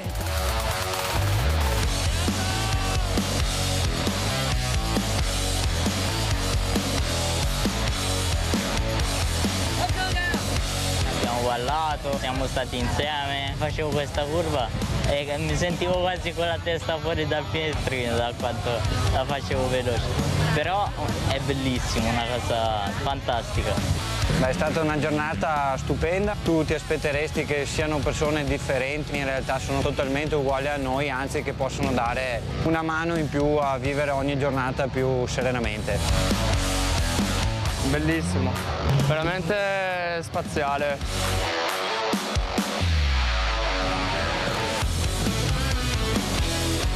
È stata molto interessante, divertente, piena di emozioni a vedere questi ragazzi che sorridono, che non vedevano l'ora di ritornare. Grazie più grande, con un grandissimo applauso, come dice lui, lo facciamo a Mattia Catapan, che ha creato questa meravigliosa realtà che è Crossabili. Evviva Crossabili!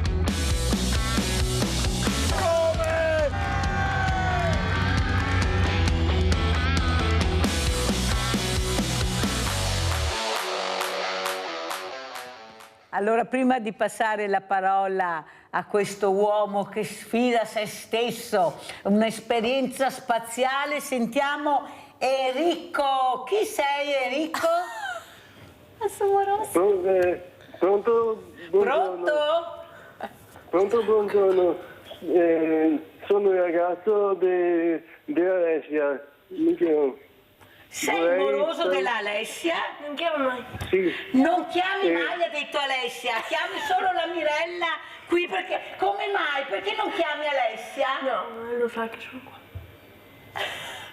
No, io la chiamo, ci sentiamo per il telefono oppure per messaggio WhatsApp. Lei continua a parlarmi e non capisco niente, però non importa perché sto ascoltando te. Allora sentiamo, fermo là Enrico, non muoverti, stai al telefono.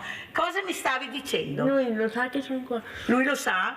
Gliel'hai detto tu? Sì. E gli hai detto anche di chiamare? No, di chiamare no. E allora invece vedi che Enrico ha sentito la voglia di salutarti e di chiamare. Allora cosa vuoi dire a Alessia, Enrico e a tutte le persone che ti stanno ascoltando? Ecco, cos'è questa emozione di vedere magari anche Alessia in televisione? Raccontami Enrico. Vorrei dire che sia Alessia sia la Sara e anche Mattia Catapan sono delle persone molto in gamba. Sono delle persone molto in gamba. Dillo perché hai ragione Enrico, va detto no una volta, tante volte, sono persone che fanno vivere le persone, ecco, che chiamano le persone con nome e cognome e gli fanno provare qualsiasi cosa. Grazie Enrico, abbiamo conosciuto anche il fidanzato della signorina Alessia Michelon, che l'ha salutata anche in diretta. Vuoi salutare anche tu? Cosa vuoi dire Enrico?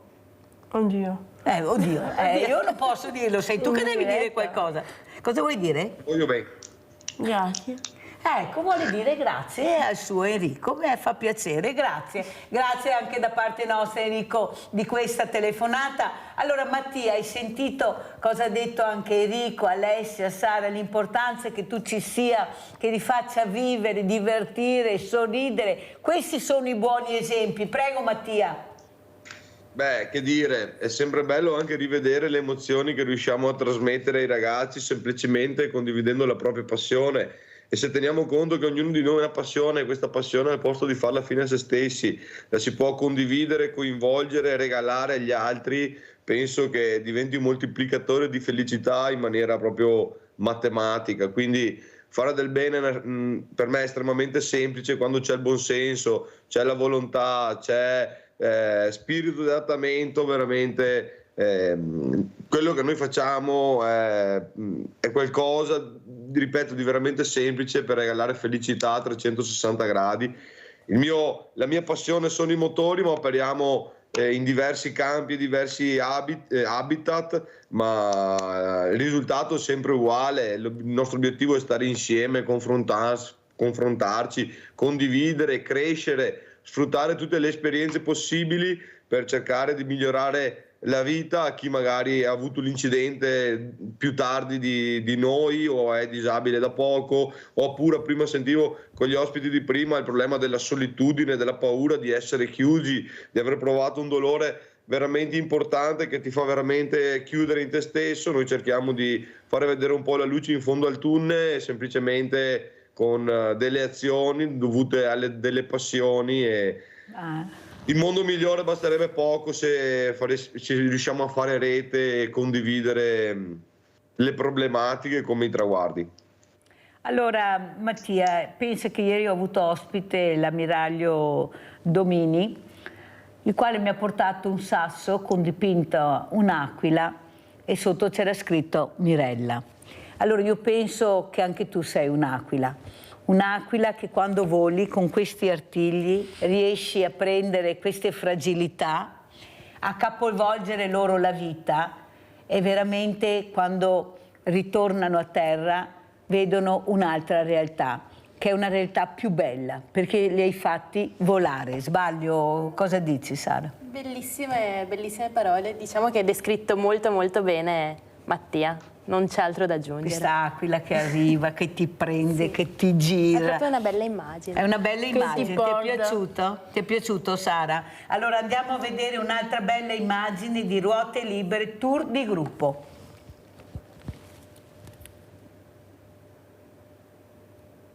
Abbiamo fatto un aperitivo al tramonto sulla laguna di Venezia. È stato magico. Eravamo con un gruppo fantastico durante una crociera accessibile. Io ve lo dico amici, che è stata un'esperienza che mi rimarrà nel cuore. Confermo Ale, la navigazione è stata eccezionale, ma anche le escursioni non sono state da meno. Glielo diciamo dove siamo state. Abbiamo esplorato l'isola di Sant'Erasmo, l'orto di Venezia, l'isola della Certosa, un angolo di pace, e il nostro posto del cuore, la coloratissima Burano. È stato un pomeriggio di connessione con la tranquillità della natura, assolutamente da ripetere. Amici, venite con noi la prossima volta.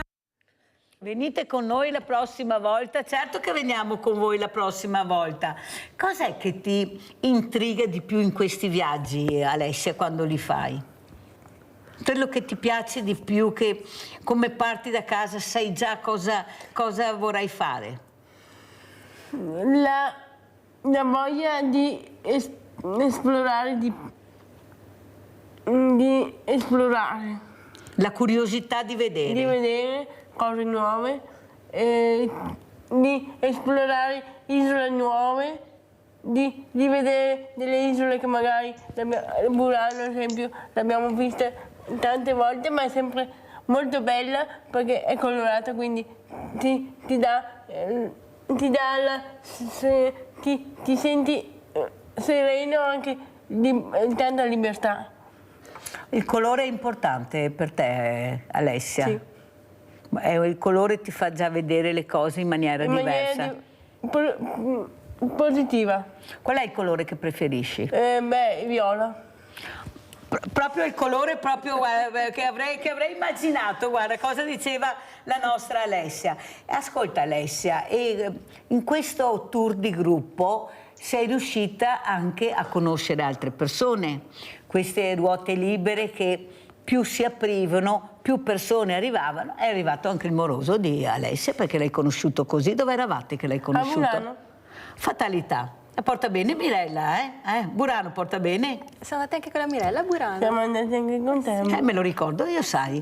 E che Burano porta fortuna, e lei ha conosciuto Enrico. E cosa ti ha intrigato di Enrico quando l'hai visto?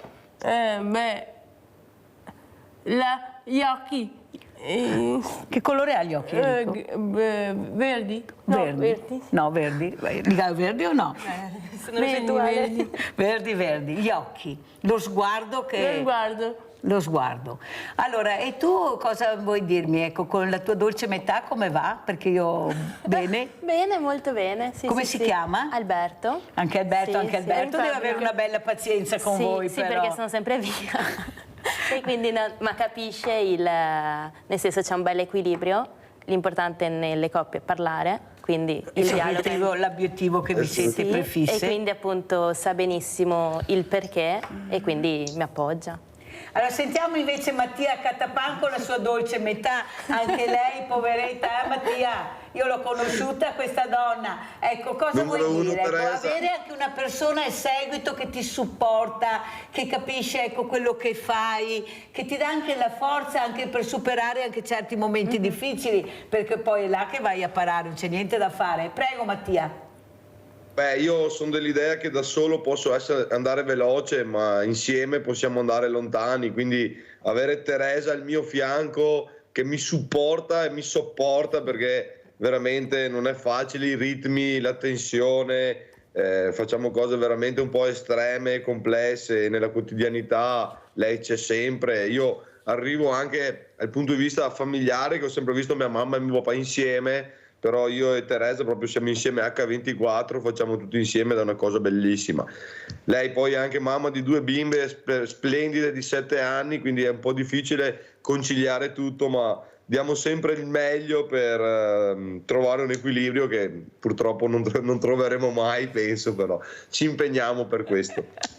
L'equilibrio che non troverò mai, grande Catapan, anch'io forse non lo troverò mai, il mio equilibrio. Scusa Mirella, riguardo prima all'esempio dell'Aquila, volevo aggiungere una cosa perché ci tenevo particolarmente. Abbiamo analizzato i 64 eventi che abbiamo realizzato dal 1° gennaio ad oggi, e quello che abbiamo definito in questo 2024 è stato proprio questo. Siamo riusciti a cambiare la vita concretamente a tanti ragazzi con disabilità, ognuno chiuso dal suo schema mentale, che venendo con noi 1, 2, 3 volte si sono rimessi in gioco e hanno trasformato la vita. Quindi è veramente bellissimo, è veramente mi sento veramente fiero di essere d'aiuto per gli altri, e l'obiettivo era non far passare quello che ho passato io, e quindi veramente grazie per il paragone che hai fatto, perché è stato veramente la spiegazione del 2024. Ma io sono proprio brava stamattina, ma con voi è facile, mi arrivano proprio dal cuore queste parole, non le cerco neanche,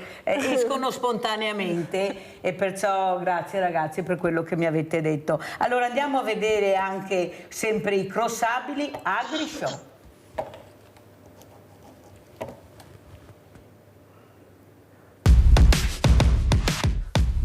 AgriShow Crossabili Freestyle Motocross 2024. Let's go baby!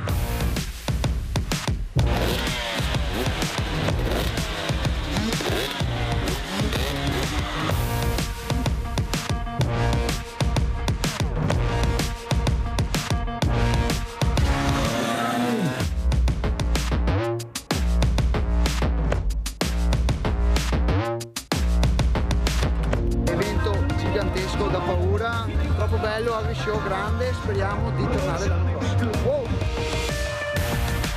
Una figata assurda, ti riempie di adrenalina, ti carica, ti fa sentire che sei veramente molto fortunato, che puoi fare tutti i giorni questa cosa qua. Benvenuti alla festa del Crossabili!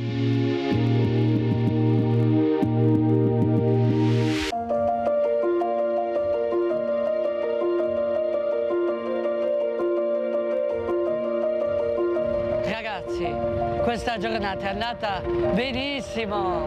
Mi sono divertita tantissimo. Sono salita sulle moto e poi anche sulla macchina nuova di Mattia, che non avevo neanche vista. Bello, c'ho l'auto bella, buono tipo. La mia giornata è stata veramente spettacolare in tutta la mia vita. Mi piace stare qui per vedere. Questa giornata calda, ma si divertì moltissimo da stamattina, che siamo partiti da Rosario e siamo arrivati qua a Padova. Show dei piloti, poi tutti i nostri ospiti seduti in prima fila ad applaudire, a fare casino con noi, e quando è ora di fare casino i nostri ospiti sono i numeri 1, e poi loro hanno fatto il giro sulle moto con i piloti. Per loro sono sempre esperienze gratificanti, lo vedi da come dopo ne parlano una volta tornati, da come ne parlano prima e dal loro sorriso quando sono qui. Cosa abbiamo ricevuto noi? Sorrisi, divertimento, abbracci col caldo, baci pazzeschi. Cosa hanno ricevuto loro? Una giornata che credo dimenticheranno poco facilmente. Fare queste cose insieme è da brividi.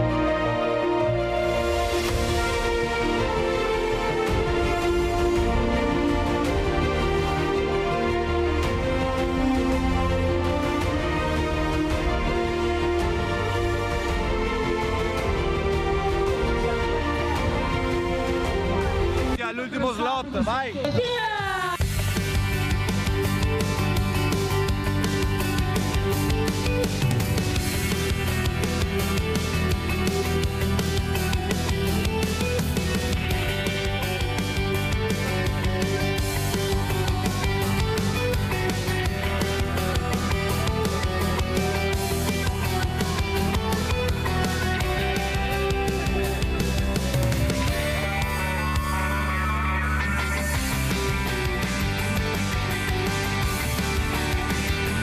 Oggi siamo riusciti a portare più di 100 ragazzi con disabilità, il tutto supportato dal comune di Padova. Abbiamo portato ragazzi del territorio, cooperative, associazioni, tantissimi privati, tanto divertimento, tanta passione, e ci vediamo alla prossima a Crossabili. Yo!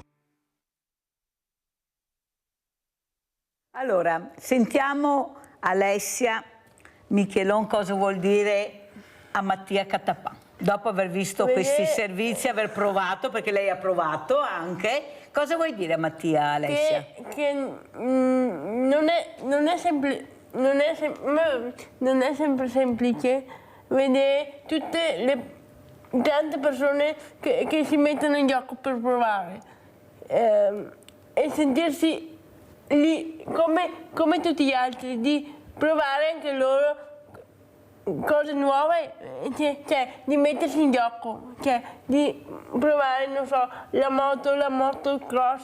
Non è che andiamo, che per noi è difficile, però ci sentiamo come tutti gli altri. Liberi di provare, liberi di vivere, perché viviamo anche noi su questa terra. Certo, ma soprattutto quello che io ho visto è che Mattia Catapan è riuscito a dare un messaggio importante: non aver paura, fidati. E voi vi siete fidati, vi fidate di questo uomo, di questa aquila che vi prenderà, vi farà fare il giro della morte, altre che montagne russe.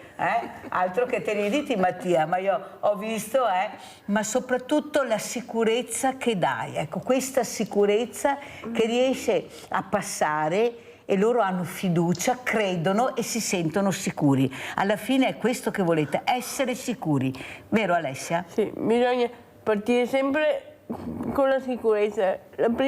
Il primo punto è la sicurezza, se sei sicuro puoi andare dappertutto. Sentiamo anche cosa dice Sara. Ecco, Sara, cosa vuoi dire tu invece a Mattia Catapan? Questa sorella che dice: mi sono sentita libera, ho provato certe emozioni che non avrei mai potuto provare se Mattia non mi avesse dato questa possibilità. Prego. Mattia fa un lavoro enorme e lo possiamo vedere anche dai sorrisi che ci sono in questo video, nel senso rendere felici, rendere contenti, rendere liberi tutte queste persone vuol dire che hai fatto centro, che stai andando nella direzione giusta, e è tutto fatto con la gentilezza, con la voglia di mettersi in gioco, e penso che tipo anche per Mattia, quando riguarda i video, vede tutte queste persone contente, penso sia fenomenale. È benzina nel motore, chissà dove vi porterà con tutta sta benzina che abbiamo messo anche questa mattina a Mattia Catapan. Mattia, ecco, quello che vorresti, che appello vorresti fare questa mattina? Ci sono tante amministrazioni, tanti posti dove tu potresti andare, far divertire questi ragazzi, queste ragazze, queste famiglie, perché poi alla fine sono anche famiglie che vedono i loro figli o assieme, oppure quando ritornano a casa felici, spensierati, stanchi, ma da tanta felicità e da tanto divertimento. E non è mica così semplice trovare queste giornate, queste serate. Prego Mattia. Avrei mezz'ora da parlare su quanto citato appena adesso da Mirella, da te, perché vedere felici non solo i ragazzi con disabilità che sono i protagonisti, ma le famiglie, i comuni che ci ospitano, gli sponsor, i volontari. Fare tutti felici non è facile, ma è quello che facciamo, e a risultato concluso è veramente qualcosa di strepitoso.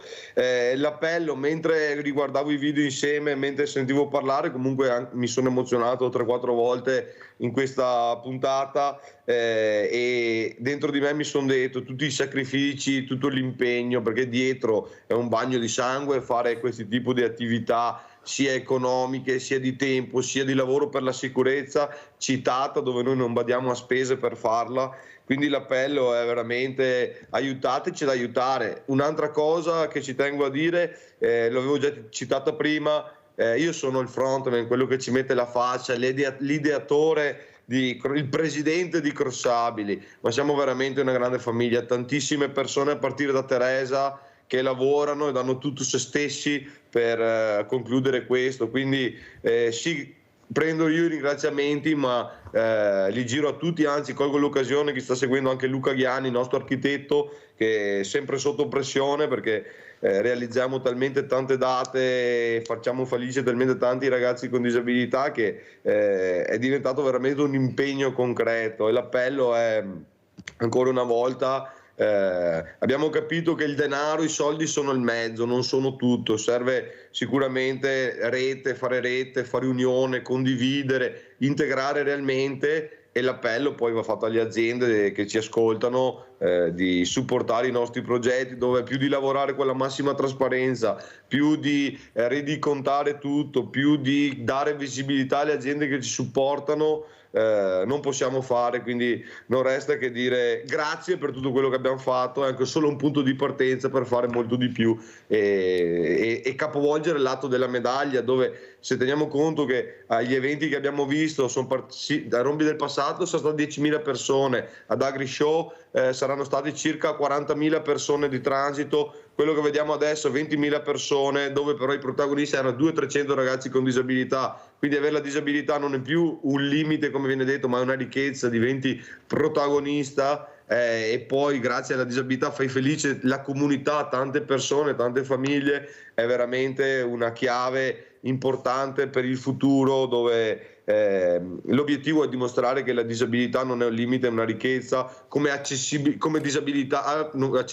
non vuol dire disabilità, ma vuol dire più comodità per tutti, è far cambiare il punto di vista e valorizzare appunto le persone che prima Alessia e Sara hanno citato, cioè persone vicino alle persone, siamo qua di passaggio, se non ci aiutiamo l'un l'altro cosa stiamo qua a fare? È stato un piacere, un onore, grazie Mirella, a te voglio bene. Lo sai che io ricambio tantissimo, anche se ci vediamo poco, però sono queste aquile, ecco, che si uniscono e che con i loro artigli riescono a dare un po' di felicità. Grazie veramente Mattia Catapan, a te, a Teresa, a tutta la squadra che ti sta attorno per regalare felicità, spensieratezza e soprattutto dare la libertà a queste persone che altrimenti sarebbero chiuse in casa. Grazie, grazie a Mattia Catapan di essere stato con noi, mentre Sara, Alessia e Michelon rimangono qua con Mirella e andiamo con la terza parte. Ciao, ciao Mattia. Ciao ragazzi, ciao Alessia, ciao Sara. Ciao Mattia, ciao.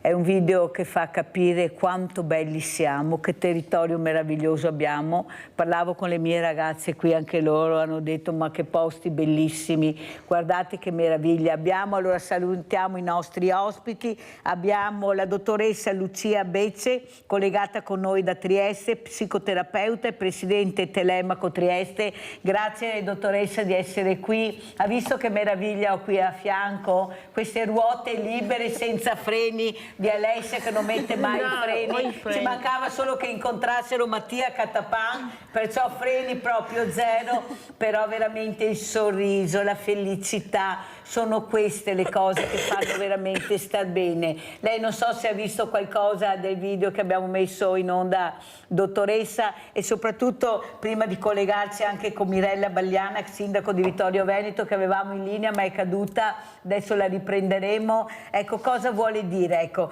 cos'è intanto, conosciamo questa presidente di Telemaco Trieste. Prego Presidente. Buongiorno, salve, ciao ragazze. E appunto io lavoro a Telemaco Trieste, dove ci occupiamo di disagio adolescenziale e dell'età giovanile, e quindi offriamo supporto di psicoterapia sia per i ragazzi che per le famiglie, collaboriamo con le scuole, questo è il mio lavoro. Questo è il suo lavoro. E dal suo osservatorio cosa vede di questi ragazzi? Abbiamo visto la felicità, sentirsi liberi, sentirsi normali, ma ci vuole così tanto, dottoressa, per capire che se tutti quanti facciamo un passo più avanti, li vediamo con altri occhi, forse anche loro si sentirebbero più liberi, più persone, chiamandoli per nome, ecco, facendoli divertire, facendo questi viaggi di gruppo. Prego, dottoressa. Questo assolutamente sì, io penso che dobbiamo concentrarci tutti su un discorso di integrazione che assolutamente manca, no? Di collaborazione, creazione di spazi condivisi. Penso che almeno dal mio punto di vista si rischia di settorializzare, no? Una categoria e di non includerla nelle nostre attività, nella nostra quotidianità, come un dialogo che non si riesce a creare. Mi spiego? Si è spiegata molto bene. Allora salutiamo anche la sindaca Mirella Bagliana, sindaco di Vittorio Veneto, primo mandato civica centro-sinistra. Abbiamo visto Vittorio Veneto, sindaca, grazie di questo video che mi ha mandato, uno dei 2 video, e soprattutto queste mie ragazze che ho al fianco hanno detto ma che bei posti, ma che bello, lo ricordavano che erano venute, avevano visitato. Ecco, l'importanza, lei viene dal mondo del volontariato, è una delle poche sindache o sindaci, come volevo essere chiamati, amministratori che non dicono che vengono da un mondo che magari non conoscono neanche, ma realmente lei viene dal mondo del volontariato e forse questo le ha dato il là per capire anche cosa fare di necessario per la comunità. Questa parola magica dimenticata per tanti anni che finalmente cominciamo a sentire, però tutti quanti dobbiamo fare un passo in avanti per aiutare anche questi sindaci a fare quello che hanno piacere di fare per la comunità, e non è semplice perché hanno sempre loro i primi in assoluto, quelli che sono in prima linea, la coperta corta. Prego sindaco Bagliana, e grazie ancora di aver accettato l'invito. Innanzitutto grazie e saluto tutti le vostre care ospiti in studio e la dottoressa in collegamento. Sì, come diceva lei Mirella, il discorso del volontariato, il mondo del volontariato è molto ampio e molto importante. Lo sto vedendo anche in questi primi 3 mesi di mandato, di carico, e sto vedendo che l'aiuto più grande alle amministrazioni arriva dalle associazioni del volontariato e da tutti coloro che si stanno impegnando appunto per aiutare altre persone. Come sappiamo, le amministrazioni da sole non possono fare tantissimo e quindi è assolutamente necessario fare unione, fare forza, fare sinergia tutti assieme per migliorare la qualità della vita di tutti, per far sì che la vita sia più serena possibile. Purtroppo ci sono grandi problemi da affrontare, persone che hanno difficoltà, ma in generale anche quando si presentano ad esempio delle malattie. Solo con la forza e con l'unione di tutti si possono fare dei passi in avanti. E quindi veramente ci stiamo rendendo conto che senza il volontariato difficilmente si potrebbero fare migliorare, ecco. Naturalmente in vari ambiti, perché le nostre associazioni di volontariato oggigiorno spaziano a 360 gradi. E quindi vedo anche soprattutto nel mondo sportivo, da dove io arrivo, ci sono le associazioni sportive oggigiorno che nella loro funzione, nella loro quotidianità fanno lo sport inclusivo, e che questa cosa molto importante per tutti, perché fa sì che si possa capire che la società è formata da vari soggetti, non siamo assolutamente tutti uguali, ognuno con la sua diversità, e proprio condividendo ogni giorno la quotidianità di ciascuno di noi si capisce benissimo che la società è una società composita e tutti dobbiamo aiutarci in questo senso. Allora adesso vi porto a vedere cosa hanno combinato queste ruote libere Alessia e Sara Michelon. Andiamo a vedere escursione con Click. Amici, oggi per la prima volta faccio un'escursione con il rottino elettrico. Parti, dai! Parto!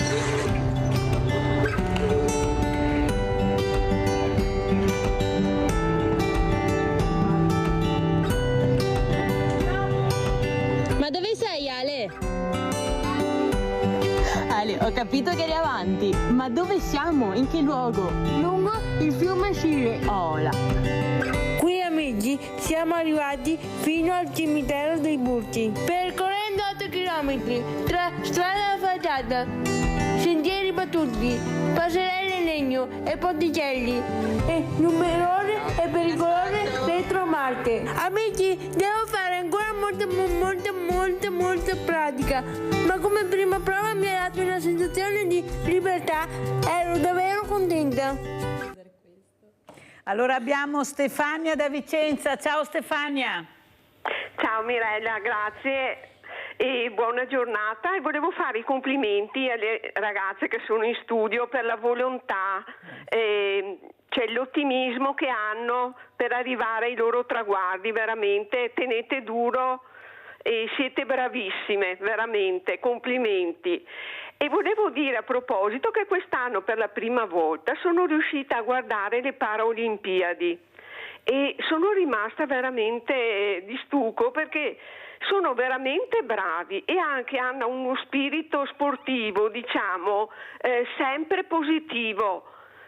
Arrivano primi, arrivano secondi, non ce la fanno, però sono sempre contenti, hanno sempre il sorriso e dobbiamo imparare tanto da loro. Anche i sportivi nostri, diciamo quelli che devono fare il record, si ammazzano a forza di allenamenti, se non arrivano primi guai. E complimenti a loro invece, che veramente secondo me lo spirito sportivo è quello che hanno loro, cioè di partecipare e di aiutarsi. Ecco, queste cose importanti anche nello sport. Volevo dire questo solo, ecco. Sì, grazie, buona giornata e complimenti. Un grande piacere, penso sia a Sara che a Alessia, che rivedendo il video Sara si stava anche emozionando. Ma la mia domanda alla dottoressa psicoterapeuta Lucia Bezzi è anche questo: l'amore di questa sorella che capisce la fragilità di questa sorellina, ma con un amore realmente grande da far sì che loro riescano a creare ruote libere.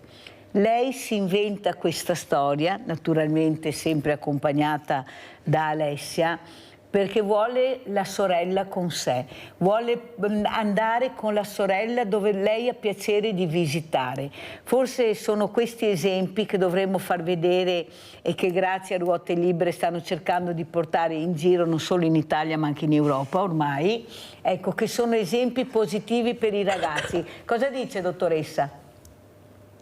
Dico che la cura è sempre amore e dico anche che Sara e Alessia stanno facendo un percorso insieme, non si tratta solo di Sara che accompagna Alessia, ma sono insieme a fare attività e a tenere vivo appunto la relazione, l'amore, che sono qualcosa che rischiamo di dimenticare anche nella quotidianità, in famiglie normotipiche in cui non si ha più tempo per stare insieme o la fantasia appunto di creare degli spazi e credo che appunto tutti noi dovremmo prendere esempio da questa famiglia. Si cura sempre con amore, appunto non dobbiamo delegare tutto alla cura dei familiari perché sennò diventa un carico difficile da portare avanti nel lungo tempo, ma le associazioni appunto devono lavorare con cura e affetto perché questo fa ritornare qualcosa anche a noi. ci arricchisce, ci fa fare esperienze nuove, ci apre lo sguardo, tiene aperto quello sguardo aperto sul mondo di cui parlavi prima. Quindi io penso che questa sia la direzione da tenere a mente. Ma come cura per tutta la comunità. Dottoressa, Sara che protegge Alessia anche da una mamma che ha paura che Alessia si faccia male, mentre Sara capisce che sua sorella non ha problemi e insiste con la mamma: lasciami fare, lascia che andiamo, che facciamo. Perciò va anche contro la volontà della mamma, che è una mamma anche protettiva, giustamente, perché forse la mamma vede più la fragilità, mentre Sara non vede la fragilità di Alessia. Anche lei la fragile rispetto a delle volte con Alessia. Ecco, Sindaco Bagliana, anche lei viene dal mondo del volontariato, perciò lei capisce quando si parla di fragilità, specialmente nello sport. Abbiamo sentito Stefania da Vicenza che ha detto: per la prima volta ho visto le Paralimpiadi. Quando smetteremo di chiamarle Paralimpiadi, parleremo solo di sport e di Olimpiadi, non lo so, ma verrà il momento, io ci credo. Ma soprattutto far capire di esserci, ecco, che il volontariato dà risposte, non arrivano, ci siamo noi, basta alzare il telefono e arriva. Forse qualcuno un po' l'abbiamo viziato, a dire la verità, Sindaco, forse sarebbe meglio che qualche politico riprendesse in mano anche la situazione, ma noi intanto ci proviamo. Ecco, cosa vuole dire a queste sorelle, e magari, ecco, ritornare anche con Mattia Catapanchi a Vittorio Veneto, questi spazi meravigliosi per far conoscere, per far divertire, ecco, l'inclusione. Cos'è per lei l'inclusione, Sindaco Bagliana? Sì, beh, innanzitutto l'inclusione, inclusione vuol dire essere ognuno con la propria diversità all'interno di un gruppo, quindi diciamo che ognuno ha diritto di dire e di fare, di partecipare attivamente alla vita sociale del paese, alla vita politica e amministrativa. Quindi bisogna assolutamente superare questo senso di diversità e capire che le diversità sono un dono prezioso che ognuno di noi porta dentro di sé e regala agli altri. Vorrei anche invitare Sara ed Alessia eventualmente a venire a Vittorio Veneto e percorrere lungo Meschio, che abbiamo una bellissima pista ciclopedonabile, veramente lunga 2-3 chilometri, e dove si apprezza veramente la bellezza di Vittorio Veneto, da San Giacomo fino a Ceneda, e quindi spero di averle ospiti qui a Vittorio Veneto e le accompagnerò volentieri lungo questo percorso. Inoltre volevo anche dire che è compito di noi amministratori far sì di rimuovere tutte quelle difficoltà che ci sono anche, stavo vedendo prima, i percorsi ciclopedonabili, no? Quindi oggigiorno c'è questa nuova attenzione verso le persone con difficoltà, ma anche ad esempio per gli anziani. Voglio dire, tutti abbiamo diritto di muoverci nel territorio e quindi assolutamente dobbiamo stare attenti a fare opere, ripeto, piste ciclabili e pedonabili in cui siano di accessibilità per qualsiasi persona, no? Quindi se va bene per tutti, tutti ci possono andare. Questa è la prima questione a cui dobbiamo assolutamente attenzionare. Ritornando al mondo dell'inclusività, mi sembra di capire che stiamo veramente facendo un passo in avanti come società civile. E abbiamo detto soprattutto l'ambito sportivo, io vedo veramente che le nostre squadre, ad esempio del rugby, della pallacanestro, del volley, sono tutte squadre che tendono oggigiorno ad attuare dei processi di partecipazione e di inclusione anche con delle persone che hanno delle disabilità di qualsiasi tipo, e questa secondo me è l'obiettivo a cui tutti noi dobbiamo aspirare. Quindi so che c'è tanta volontà, c'è tanta forza e lo sentiamo veramente in questo momento, quindi diciamo che è una società in evoluzione, un'evoluzione positiva, direi. Ha fatto bene a dirlo, perché proprio così sta facendo dei passi in avanti molto importanti. Lei adesso è stata anche eletta consigliere provinciale, perciò mi farà piacere che lei venga a visitare l'Emporio Solidale, l'unico Emporio Solidale all'interno di un ente pubblico in Italia, dentro la provincia di Treviso, per capire. Faremo i 10 anni, quest'anno sono 10 anni che siamo all'interno della provincia, perciò lo festeggeremo. Inviterò tutti i consiglieri provinciali a partecipare e far capire l'importanza di esserci, l'importanza di capire dove ci sono le fragilità e aiutarci perché se ognuno si gira dall'altra parte non andremo da nessuna parte. Loro sono già invitate, non c'è nessun problema, ma il problema è che dobbiamo cambiare registro e capire veramente che dobbiamo supportare le fragilità facendo squadra. Ecco, come dice giustamente il sindaco Bagliana, c'è il mondo del volontariato che supporta tantissimo, ecco, delle volte più la volontà di fare, di agire, che quella di non fare, però dobbiamo metterci insieme e fare squadra. Allora, dottoressa Becce, quanto è importante fare squadra, mettersi assieme, però purtroppo abbiamo tanti campanili, abbiamo un mondo del volontariato che ha dei numeri incredibili, io dico sempre 7.500 associazioni di volontariato, ma siccome tutti fanno tutto, alla fine troviamo la persona anziana morta in casa, la ragazzina che si suicida dopo il secondo tentativo perché qualcuno non si è accorto che aveva bisogno assoluto di essere guidata e di essere accompagnata, nonostante anche se fosse seguita, ma soprattutto l'ascolto delle persone. Parlo di persone, perciò metto dentro sia i giovani che i meno giovani, tutto. C'è una solitudine spaventosa, una solitudine che veramente dovrebbe essere presa in considerazione. Prego, dottoressa. Guardi, io appunto mi occupo per lo più di adolescenti e secondo me gli adolescenti sono un po' la cartina tornasole, no? Di come sta la nostra società. E gli adolescenti sono presi fondamentalmente da due discorsi. Uno che punta all'ideale, alla prestazione, ai risultati e l'altro ha un generale futuro molto incerto e sicuramente molto di più di quello che è stato per la mia generazione. E in mezzo a tutto questo, appunto, la risposta può essere la chiusura, l'isolamento, cioè assistiamo a sintomi che vanno verso la chiusura e che sono aumentati moltissimo. Per esempio, l'idea dell'abbandono scolastico qualche anno fa era impensabile. Adesso assistiamo a ragazzi chiusi in casa che disertano la scuola, in cui si rompe, no, questo patto e qui ci metto dentro anche quello che diceva lei rispetto alla collaborazione tra enti.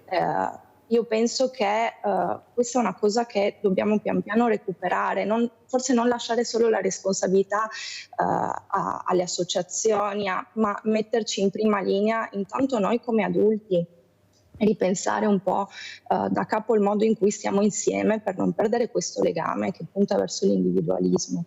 Sentiamo Sara, cosa vuoi dire sia alla dottoressa Becce che al sindaco Mirella Bagliana? Le sentite, ecco, sono tutte orientate verso l'inclusività, socializzare, ecco, abbiamo situazioni che ci permettono anche di fare questo, anche qui diversamente agili, ma bisogna unire, fare il gruppo, è quello che stai cercando di fare anche tu con tua sorella, prego. Esatto, come abbiamo ripetuto più volte in questa puntata, sono le persone che fanno la differenza e tante volte sono le persone stesse che si muovono per fare la differenza.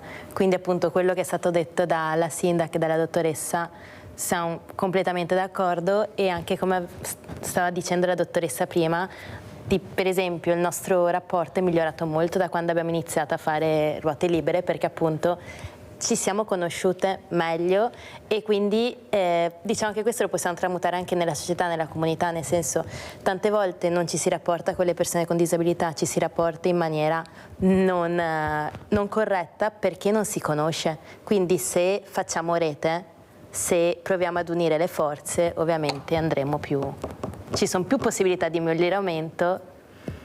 E di farcela. Sentiamo anche Alessia cosa vuoi dire alle ospiti, sia alla sindaca Bagliana che alla dottoressa Becce. Beh, di inclusione è un tema ancora, secondo me, ancora chiuso, perché si parla pochissimo di inclusività tutti i giorni. È ancora un tema molto chiuso e da molto da lavorare. La persona, secondo me, la persona con disabilità bisogna metterla al centro, non parlare con l'accompagnatore perché la persona con disabilità magari non riesce a recepire quello che dice la guida. Infatti tu stai molto attenta, io ho visto quando uno parla, tu veramente lo osservi, capti sillaba per sillaba, e se qualcosa non va si vede perché i tuoi occhi parlano. Mirella capisce subito se qualcosa non va con Alessia, è vero o non è vero, Alessia? Sì, certo. La persona che hai di fronte riesce a capire subito se capisci il problema, se lo vuole risolvere o se è lontana 1000 miglia. Basta poche parole, uno sguardo e tu hai già capito. E gli occhi si parlano. Dottoressa, come commenta le parole di queste due meravigliose sorelle? È brillante, diciamo, ci fa pensare. E quello che mi faceva pensare rispetto a quello che diceva, l'inclusività può essere una parola, qui non si tratta solo di fare attività, no? Ma un modo di guardare alla persona, cioè non da un punto di vista normotipico in cui io ti faccio fare le cose io, ma insieme creiamo un dialogo, io ascolto quello che dici tu e quello che dici tu mi ritorna e siamo insieme, è un momento di condivisione. Punto, cioè non slegato in un punto altro, in un'altra dimensione, fuori dal tempo e dallo spazio, no?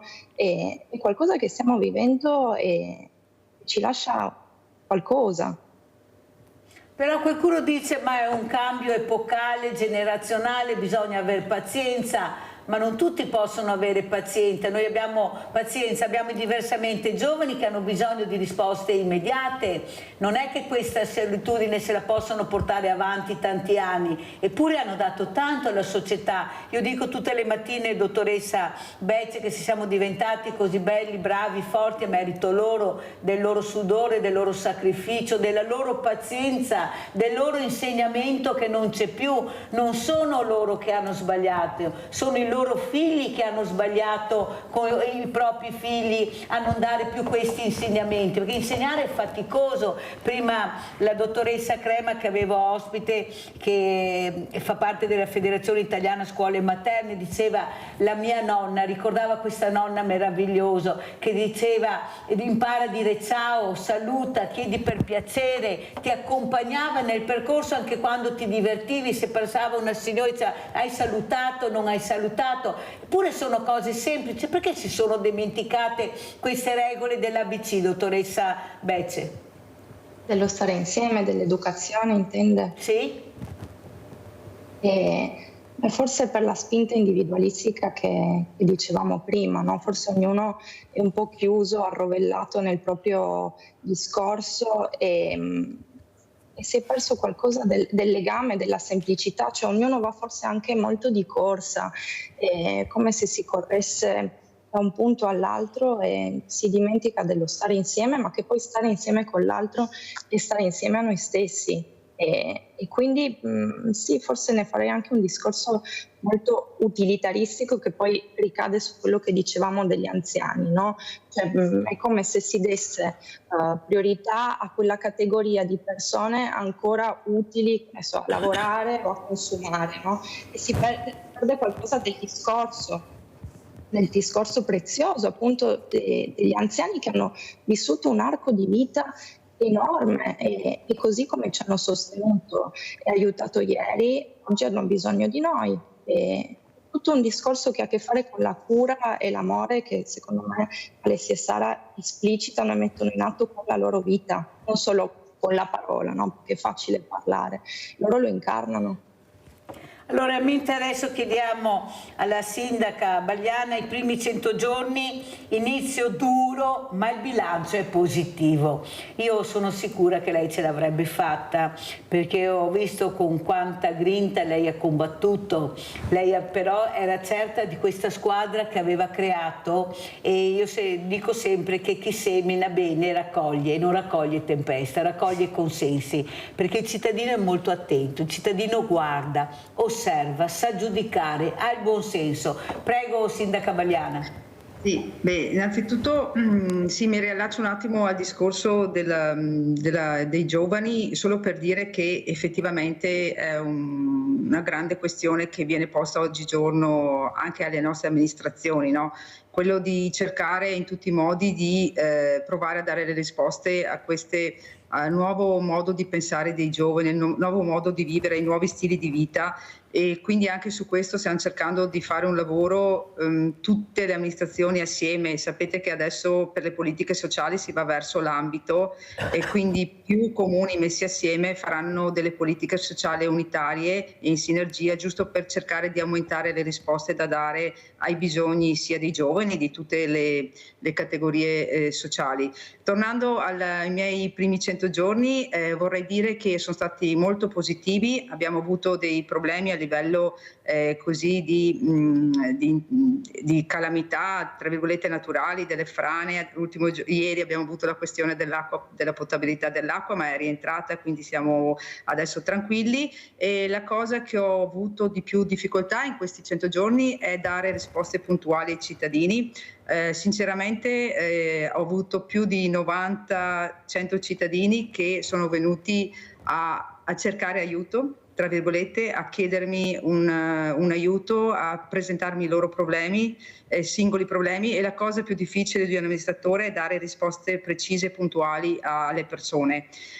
Invece per quanto riguarda gli ambiti più importanti, più grossi, le tematiche generali, si fa un po' più, è più facile dare risposte. Ripeto, l'amministratore in questo momento si trova in difficoltà se deve dare singole risposte a bisogni che vanno dall'ambito sociale, quindi persone con figli a carico che hanno difficoltà ad arrivare a fine mese, persone che non riescono ad avere un'abitazione, insomma persone che hanno difficoltà nel mondo del lavoro o a trovare lavoro, tutta una serie, o i rapporti con l'avvicinato, con i vicini, cioè ci sono tutta una serie di caratteristiche, di difficoltà, di bisogni delle persone che effettivamente si fa veramente fatica a dare risposte. Penso che le risposte, soprattutto in ambito abitativo, debbano arrivare da azioni politiche di livello nazionale e regionale, perché poi un'amministrazione comunale può dare una risposta minima, ma sicuramente non riesce a soddisfare le esigenze di tutti.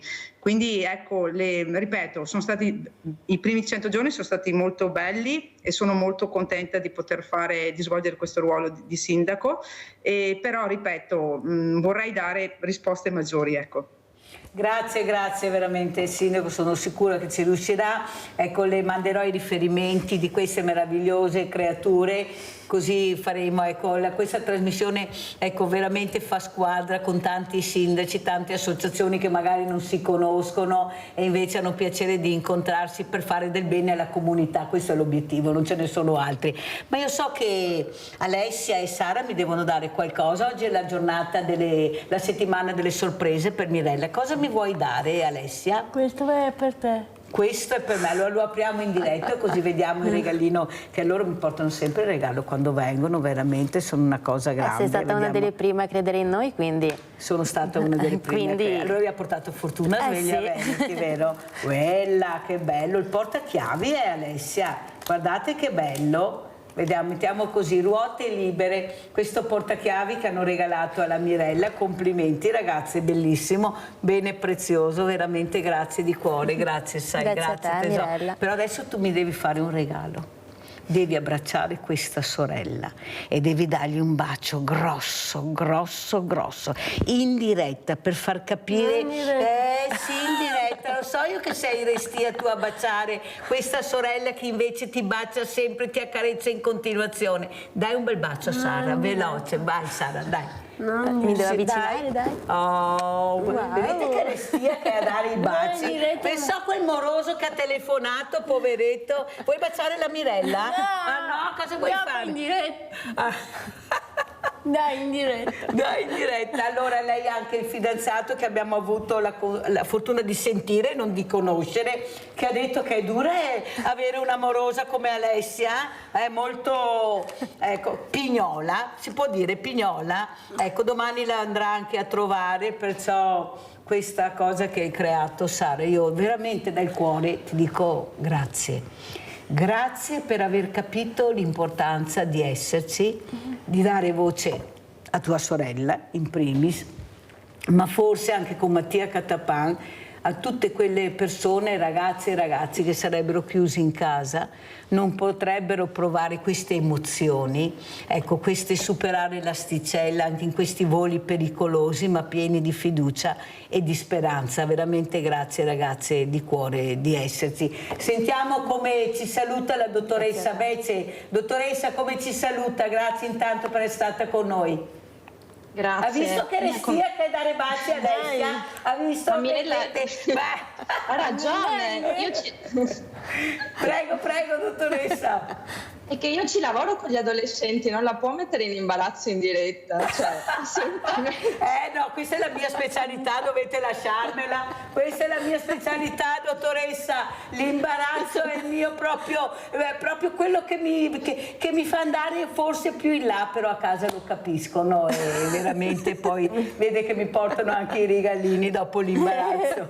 Allora, grazie dottoressa Bece, sentiamo come ci saluta la sindaca Bagliana, Mirella Bagliana, con questo nome che porterà fortuna, glielo posso assicurare. Vedrà quanta benzina arriverà, sindaca. Prego, come ci saluta e cosa vuole dire, sindaca?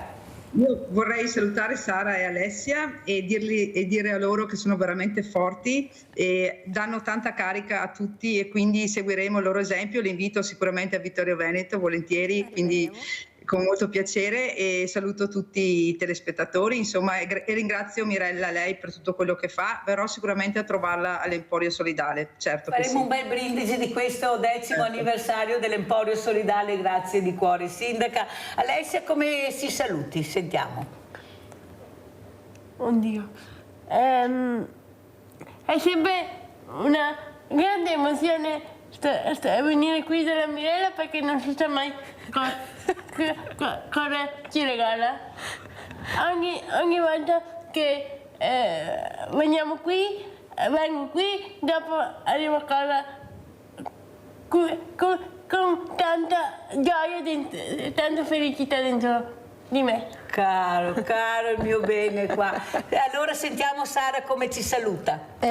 Come ci saluta? Beh, è vero che una delle specialità della Mirella è l'imbarazzo, perché ogni volta che veniamo non sappiamo mai il tema, però ogni volta va sempre benone, perché abbiamo instaurato questo rapporto che è come chiacchierare nel salotto di casa. Quindi, perché Mirella mette, per quanto non sai bene le domande, no, non le sai proprio, ma ti mette a tuo agio, nel senso ha un modo di fare, di accoglierti, che ti fa sentire vero, come a casa. E quindi noi ti ringraziamo e siamo contente, e vi lasciamo con la frase che dice sempre la Ale, che riassume un po' tutto. Dove passo io passano tutti. Dove passo io passano tutti. Io vi ringrazio ragazze, ma non è solo Mirella, è questa grande famiglia di Media Nord-Est che vi segue, che vi sta vicino, che abbiamo creduto in voi, perché voi ci avete fatto vedere il bello della vita, i valori e il bello della vita, e penso che questa sia la cosa più importante che noi dobbiamo vedere, non il brutto ma il bello, con i buoni esempi. Perciò veramente grazie di questo regalo bellissimo, e soprattutto grazie anche a voi a casa. Adesso io ricorderò ancora il Vaillant, vedrete un altro bellissimo video, bellissimo, perché ci fa vedere l'importanza di ricordare della storia, che non dobbiamo dimenticare per non fare altri guai, per non far sì che tante persone, tante famiglie piangano i loro cari. Questo non deve accadere. La storia è storia, basta guardarla attentamente, e forse l'insegnamento arriva proprio dalla storia, da ricordarle, da rivedere i momenti brutti perché non ce ne siano più. Grazie, andiamo a leggere questa toccante vicenda dei sopravvissuti che ancora adesso non sono ascoltati, e poi andremo a vedere il video, e perciò buona domenica.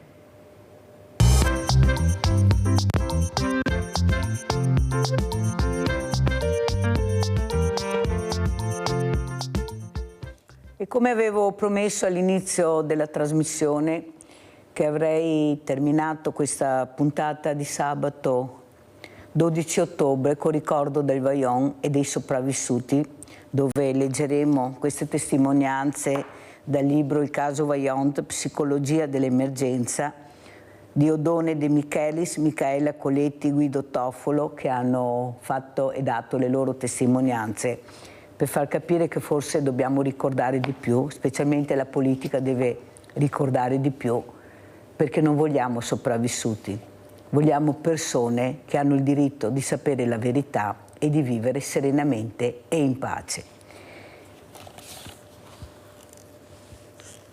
Venne ad abitare solo per poco tempo da mia zia. Riuscì a trovare un lavoro all'Enel e andò ad abitare per conto suo. Allora mi ha chiesto di andare a vivere con lei e mio fratello. È rimasto con mia zia. Con mia sorella ero convinta di trovare un po' di serenità, invece niente. Con mia sorella il rapporto non funzionava. Non so perché, ma mi trattava male. A volte mi chiudeva a chiave in camera.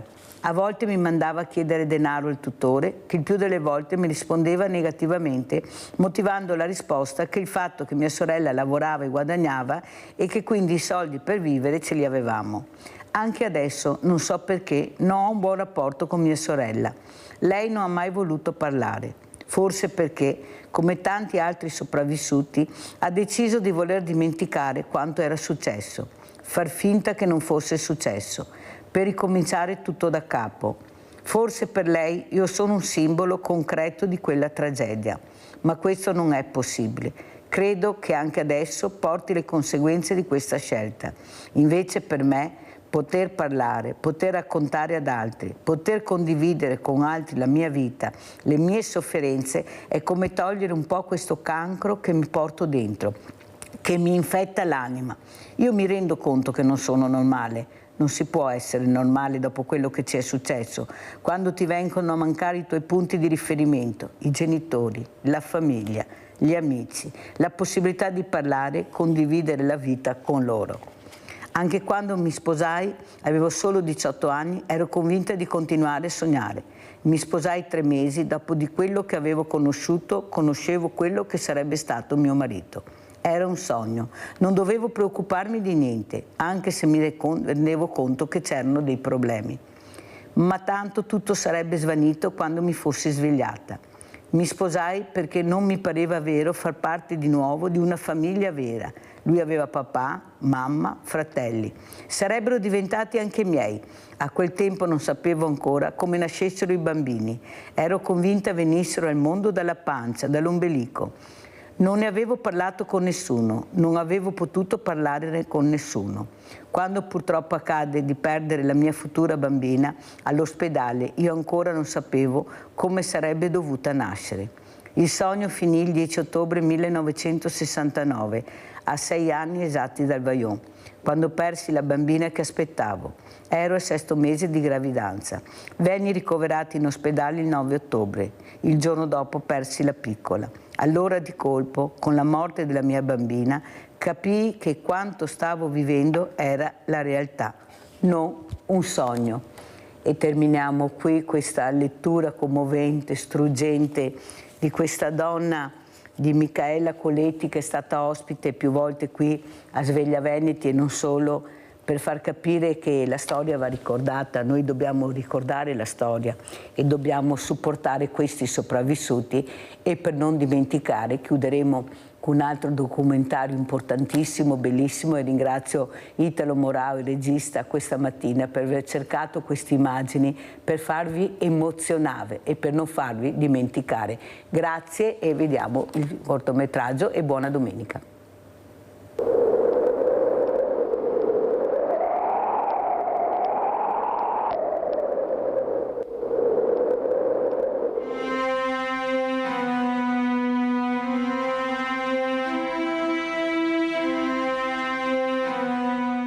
Raccontare cosa accadde in queste vallate a inizio degli anni 60 è uno sforzo titanico, prima di tutto per i cuori e i lamenti di chi ha vissuto quegli anni, una ferita che non si rimargina e alla quale per decenni si sono aggiunti tassello dopo tassello colate di indifferenza e soprusi.